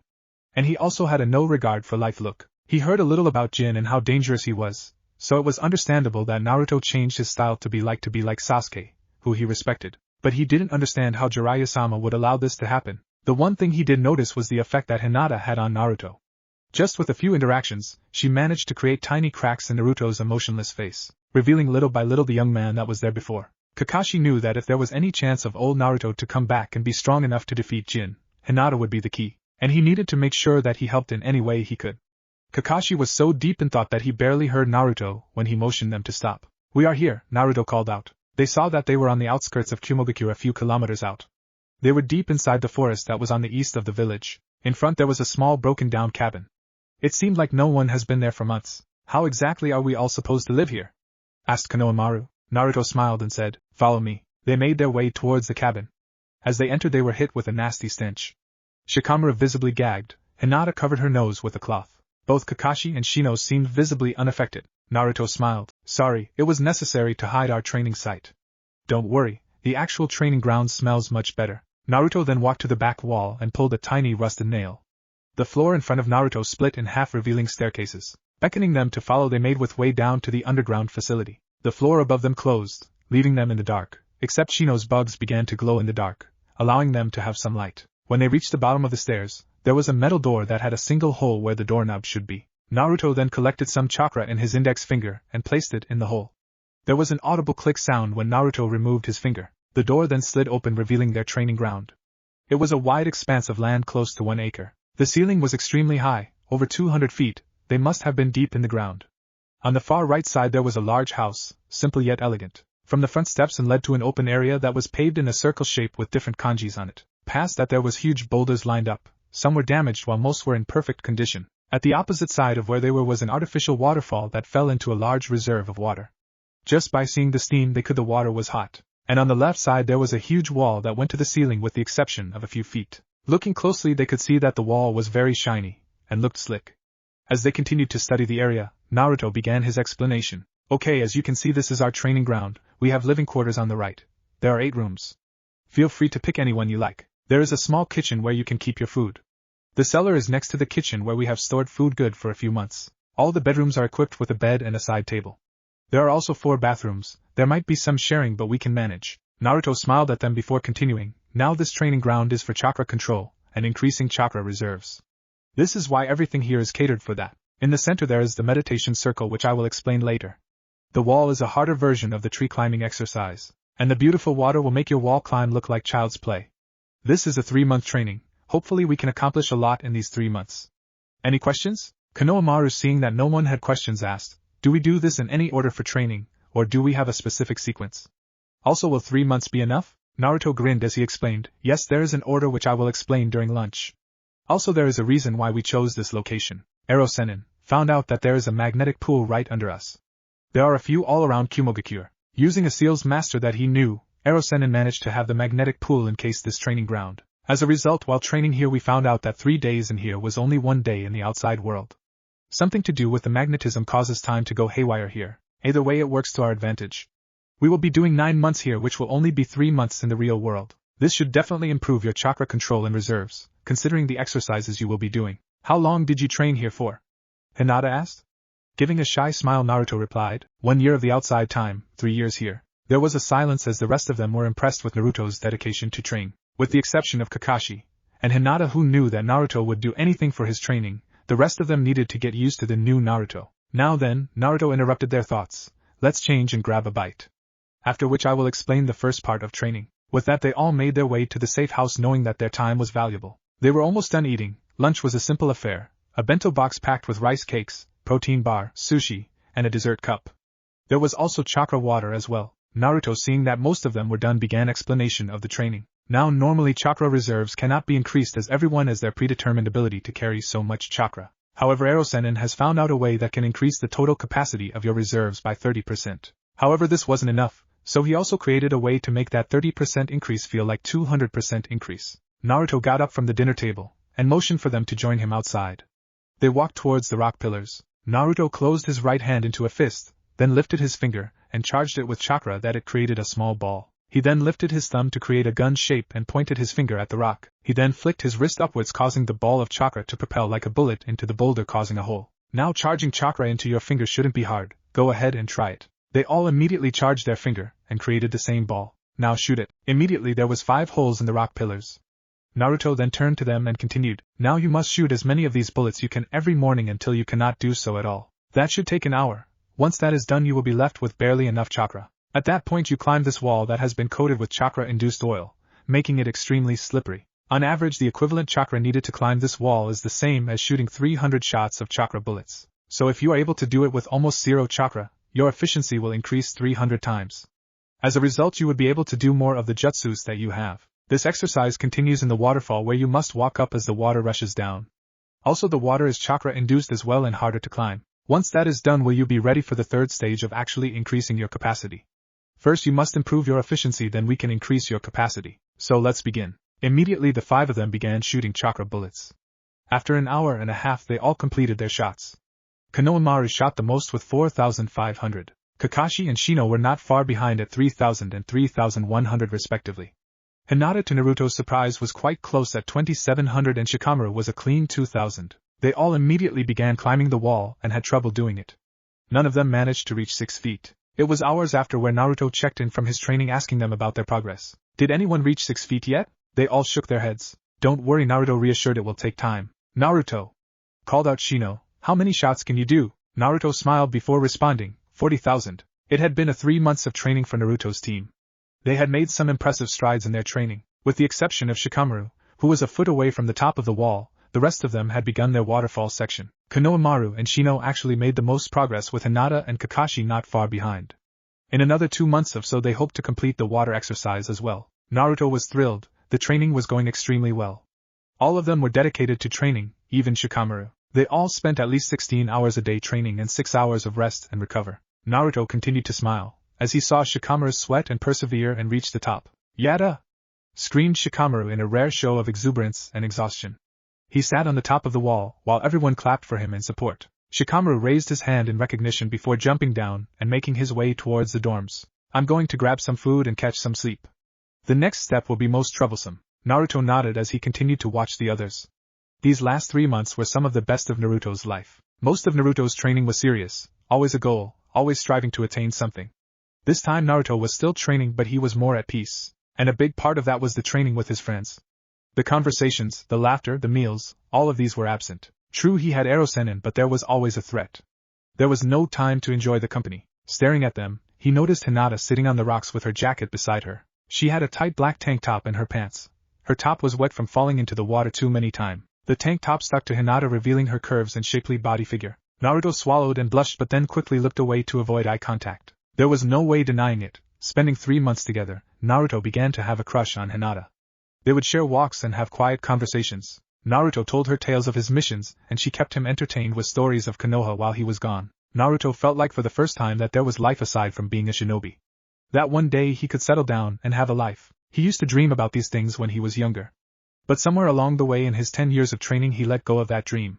Yet here he was hoping again. He looked at Hinata one more time before walking back to his training. Hinata tried her best to hide her nervousness. She could tell that Naruto was watching her. She didn't need Byakugan to tell her that. It made her both nervous and excited. She enjoyed spending time with him and getting to know him. Some of the stories he told her were truly terrifying. His fight with the Koji brothers almost had her in tears. He protected a whole village so that they could evacuate from the Koji brothers who could control the earth and cause earthquakes. Apparently he still had nightmares from that time. Nightmares. It was after the 3rd night here when Hinata was walking towards the entrance of the house for a midnight training session. On her way she passed by his room, and she heard him moaning and mumbling. Uneasy at first, she cautiously walked in and saw that he was tossing and turning in bed. She slowly walked up to his bed and placed her hand on his forehead. Immediately he calmed down. It was then she decided that she didn't need to get the training done at midnight. And almost every day without fail she came into his room and kept his nightmares away. The best part was that Naruto didn't even know that she came or went. The only thing that was different was that he looked a lot fresher in the mornings. And even though she wasn't doing any night training she still made significant progress. She felt her control increase drastically, and she was able to do B-level jutsus using barely any chakra. In another month or so they were able to work on their actual reserves. She was excited. Training for her served as a mean to show that she was a strong, able Hyuga. True, it had been 3 years since she gave up the title to Hanabi, but she still felt that she wronged people like Niji-san. He had been very supportive in the years and was always willing to listen to her. She knew that he felt that she was the key to banishing the Hyuga law. Hinata stayed at the banks of the waterfall while the rest of the men left for food and rest. They would be back in 3 hours. Hinata herself kept food packs with her so that she didn't need to go back and forth. She ate silently before a question came to her mind. What training was Naruto doing? He didn't participate in the one they were doing yet. He was always training and looked positively exhausted. She curious enough to activate her Byakugan and saw that he was behind the house and what looked like an open area with another small waterfall. There was also something else with him. She got up and proceeded to walk towards Naruto and where he was training. She cautiously hid behind a concealing jutsu as she observed him. He was standing on top of the water, hovering, sitting cross-legged. He was in deep meditation, and there was what looked like a small frog with a goatee next to him. Every now and then Naruto's face would swell and look amphibious, but a single tap on the head with Old Frog's staff instantly made it recede. Then all of a sudden Naruto opened his eyes and Hinata immediately noticed that they were different. There was an orange color around Naruto's eyes that weren't there before and his iris were yellow and frog-like. He stood up and took a deep breath. What surprised Hinata was what happened next. Hinata, you can cancel your concealing jutsu, I know you are here. Hinata let out a small gasp before canceling the jutsu and apologizing. Ano, I am so sorry, I didn't mean to spy on you. I was just curious as to what type of training you were doing. I was just casually interested. It was wrong for me. I am so sorry. As Hinata was about to turn and leave, Naruto gently grabbed her wrist and pulled her towards the waterfall. I don't mind, Hinata, if you watch. It doesn't bother me at all, so please stay. Hinata gave a small smile before sitting on the edge of the bank. The diminutive green frog walked up to her. He had a white mohawk-styled haircut with a small white goatee. He was wearing a black cape-like cloak that came to his neck, and he carried a wooden staff as well. He gazed intently at Hinata before speaking. What is your favorite flower? Hinata thought that it was an odd question before answering. Lily. Fukasaku smiled. This girl is special, not because Naruto-chan liked her, but because what she represented, she would be the saving grace of the world. He knew it. Clearing his throat, he asked her, would like to stay for training? I could teach you something special. Hinata was surprised and she glanced at Naruto, who was equally surprised. Normally she wouldn't want to interrupt Naruto-kun's training, but a reassuring smile from him was all she needed. She turned to the small frog and said, yes, special training? Asked Hinata, confused. Fukasaku smiled before explaining, what you see here is Naruto's senjutsu training. Seeing Hinata's continued confusion, he went into further detail. Senjutsu, or sage mode as it is called, is the ability to mix natural energy into your chakra. By doing so you are able to do senjutsu. Now sage mode can only be taught by frogs and snakes. However, the first Hokage also had sage mode, but he did it through deep meditation and spiritual connection with nature. Because he was one with the forest, it was easier for him to connect with the nature. His sage mode was perhaps the most pure, but ultimately impossible to replicate or teach. Fukasaku gazed intently into Hinata's eyes before continuing. Perfected sage mode allows the user to only change his eyes, and thus he can see what no one else can. There is no one in the world that can duplicate the effects of sage mode, or so I thought. Thought? Interrupted Naruto. Fukasaku nodded. Yes, I thought. However, I have been observing Hinata here and noticed that the natural energy of flowers are drawn to her. They come to her like no one. Not even Hashirama at this stage had that type of connection with nature.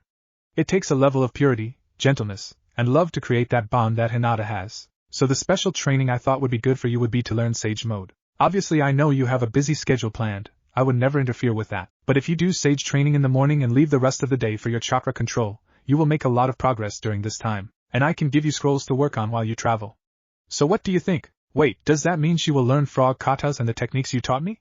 Questioned Naruto. Not at all, answered Fukasaku. What Hinata can do is channel the pure essence of sage mode. What the Shodaime did was impressive, but the true purpose of sage mode is to give life and rebirth.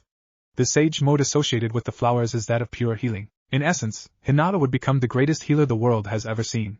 There is no limit to what she could do with all that power. Humans often overlook the complex nature of healing and rebirth. Mending a broken bone is a lot more difficult than breaking one. Jiraiya-chan often says that Tsunadeheim is considered to be the most skilled Sannin. Though Jiraiya-chan and Orochimaru are both skilled combat fighters, the complexity and difficulty of healing jutsus would support that claim. Now imagine Hinata learning the highest level of healing jutsus possible. The reach would be endless. This was a lot to take in for Hinata. She never thought in a million years that she would be in the same phrase as the Shodaime Hokage. Though it is true she always felt an affinity towards flowers, and the outside nature and the beauty that it had. But to imagine it to become the reason why she could climb new heights was both terrifying and exhilarating. She glanced at Naruto-kun, who was dumbstruck, and had his mouth open in shock as he heard about the potential that Hinata had. So shall we begin? Asked Fukasaku. Hinata nodded and sat cross-legged in front of the diminutive frog. She turned to him and gave him her full attention. Okay, this is how you will begin every morning when you wake up. You must come to this waterfall and soak yourself with the water. This water has special type properties which attracts the energy from the flowers. You need to collect as much of it as you can. Your body will begin to change color. Which color I do not know, but once your whole body is that color you will have completed the first stage. Unlike Naruto, you do not have the risks of succumbing to the energy. If Naruto doesn't balance it, he becomes a stone toad. You do not have that issue because it is difficult to extract the energy from the first place. If you do not have any questions, you can try to store some now. Hinata nodded her head, and proceeded to make her way towards the water. The water wasn't deep, it came to her thighs. She stepped into the waterfall and soaked herself. She felt the water go through hair, soaking her clothes. She was so excited about the training that she didn't realize that Naruto was still here. Fighting a blush on her cheeks, she made her way out of the water. She noticed that Naruto was sitting awkwardly and began shifting in his seat. Fighting off a smile, she sat cross-legged and began her meditation. She cleared her mind and began to search for the natural energy. At first she felt nothing, but after a few moments later, she felt something. A presence, not like a human, but something more pure. She only experienced this in her dreams. This time, however, she reached for it. She strained herself and tried to reach it. She felt herself stretch and reach for it. After a while, she felt it connect with her. The sensation was amazing. The purity and essence of the energy was something that she never experienced. She tried to store it within herself, but she was unable to. She continued to try to store it, but she failed continuously. As she tried reach one more time, she felt her concentration waver and break away. When she opened her eyes, she realized that she was sweating a lot. Exhausted, she checked her timer and realized it was time for her to take her rest. She would take her nap and continue her new training. Getting up, she thanked Fukasaku, and gave a shy smile to Naruto before heading to her room. She entered her room, showered, changed her clothes and laid down on the bed. She was about to close her eyes when she heard a knock at the door. She quickly got up and put on a nightgown before answering the door. "Come in." To her surprise, it wasn't Naruto, but Shino. Shino was dressed in a simple tunic and pants. His bugs weren't even with him. He glanced around before asking, "Are you too tired to have a conversation with an old friend?" Hinata smiled before beckoning him to sit down. "What would you like to talk about, Shino-san? We have been teammates for many years. We have gone through many things together over the years. I would like to think that you see me as a friend, and that we could have an honest conversation together." Hinata smiled despite being slightly concerned. Shino wasn't one to have casual conversations. Kiba enjoyed talking, but Shino always found solace in silence, so for her to see him initiate a conversation, it must have meant that something is important. "Of course I see you as a friend, Shino-san, but what happened? Is there a problem with something?" Shino shook his head. "Nothing like that, Hinata. I want to ask you something. What do you think of Naruto?" Hinata was further confused. She didn't understand where Shino was coming from. "No, I think Naruto is a good leader and a good shinobi." Shino shook his head. "That's not what I meant. I mean, what do you think of him as a person?" Hinata thought about it. Yes, she knew how she felt about him, but what she thought about him in regards to other people, she never put much thought into it. Naruto is a kind of gentle person. He went through a lot of suffering which hardened him a little, but he is still the same protective person who would do anything for the people he loves. He is true to his words, and never goes back on them. He is a man who inspires people to do better, and will sacrifice anything for his friends. He is someone I respect and admire deeply. Shino pondered for a moment before asking, "Do you love him?" "And I do not mean friendship." Hinata was stunned. Shino wasn't the type to ask these questions. If they weren't in the safe house, she would have thought that this person was an imposter. But she knew it was Shino, so what was going on? "Why does it matter if I love him?" Shino smiled. "I say this because Naruto is a very passionate person, and you underestimate how much you mean to him. You say he does anything for his friends, but you are more than just a friend. My Kikai bugs tell me a great deal, and one thing for certain is that Naruto cares about you a lot. He will fight whoever to make you happy." "I do not understand, Shino-san. Do you think there is a problem with Naruto? If I care for him and he cares for me, what is the problem? I am saying this because I know you. You do not like it when people are hurt or fight for you. I am telling you to let Naruto fight for you. I have known for years about your father, and there is no hiding or denying how you never wanted either myself or Kiba to get involved. You handled that suffering by yourself because you didn't want us to go through any suffering. I do not want you to throw away what you might have with Naruto because you are scared of the pain he might go through. I know for a fact that Naruto will fight for you. He will not tolerate or allow you to go through any pain. He will not allow your father or anyone to harm you in any way. For that reason you need to let him. Your father is not a good man, Hinata, and we both know he never treated you properly like a father should. Hinata, you need to stop undervaluing yourself. You are an amazing person, and you cannot live your life preventing your happiness. Please, as your teammate and as your friend, for once do not be selfless, and be happy. You deserve it." Hinata was rocked on her metaphorical heels. Shino and Kiba were her teammates for years, and she knew that they knew about her father. She begged Kurenai-sensei not to let them get involved when she heard that Kiba-san attempted to attack her father in the village square. She couldn't allow him or anyone to get hurt. And it did scare her when she realized that Naruto would do way worse. Kiba would get handled by her father, and as a result it wouldn't be bad. But Naruto, he was on a different level. He would defeat her father, and as a result embarrass her father. This would cause a scandal which would make life extremely difficult for Naruto. She couldn't allow that. She decided then and there that she wouldn't get close to Naruto. She loved him too much. She looked up and saw that Shino was giving her a shy smile. "I hope you change your mind, Hinata. I truly hope for once you let someone else heal your pain. For a healer, you take on too much pain on yourself." With that, Shino stood up and made his way out the door. Hinata sat there for a moment before getting up to close the door. She needed her nap and she would take care of this later. She would tell Naruto in the future if he ever asks that they would be just friends. As she got to the door, she saw that Kakashi-sensei was leaning against the hallway reading his book. She looked at him and nodded. He nodded back, and as she closed the door she heard him say, "You should listen to him, he is right." What if Naruto comes back from training strong? And thanks for watching my video till the end. If you enjoy this content, then do consider subscribing to my channel. And leave a like if you guys need the next part. Comment down, and thanks for watching the video, and see you guys in the next video.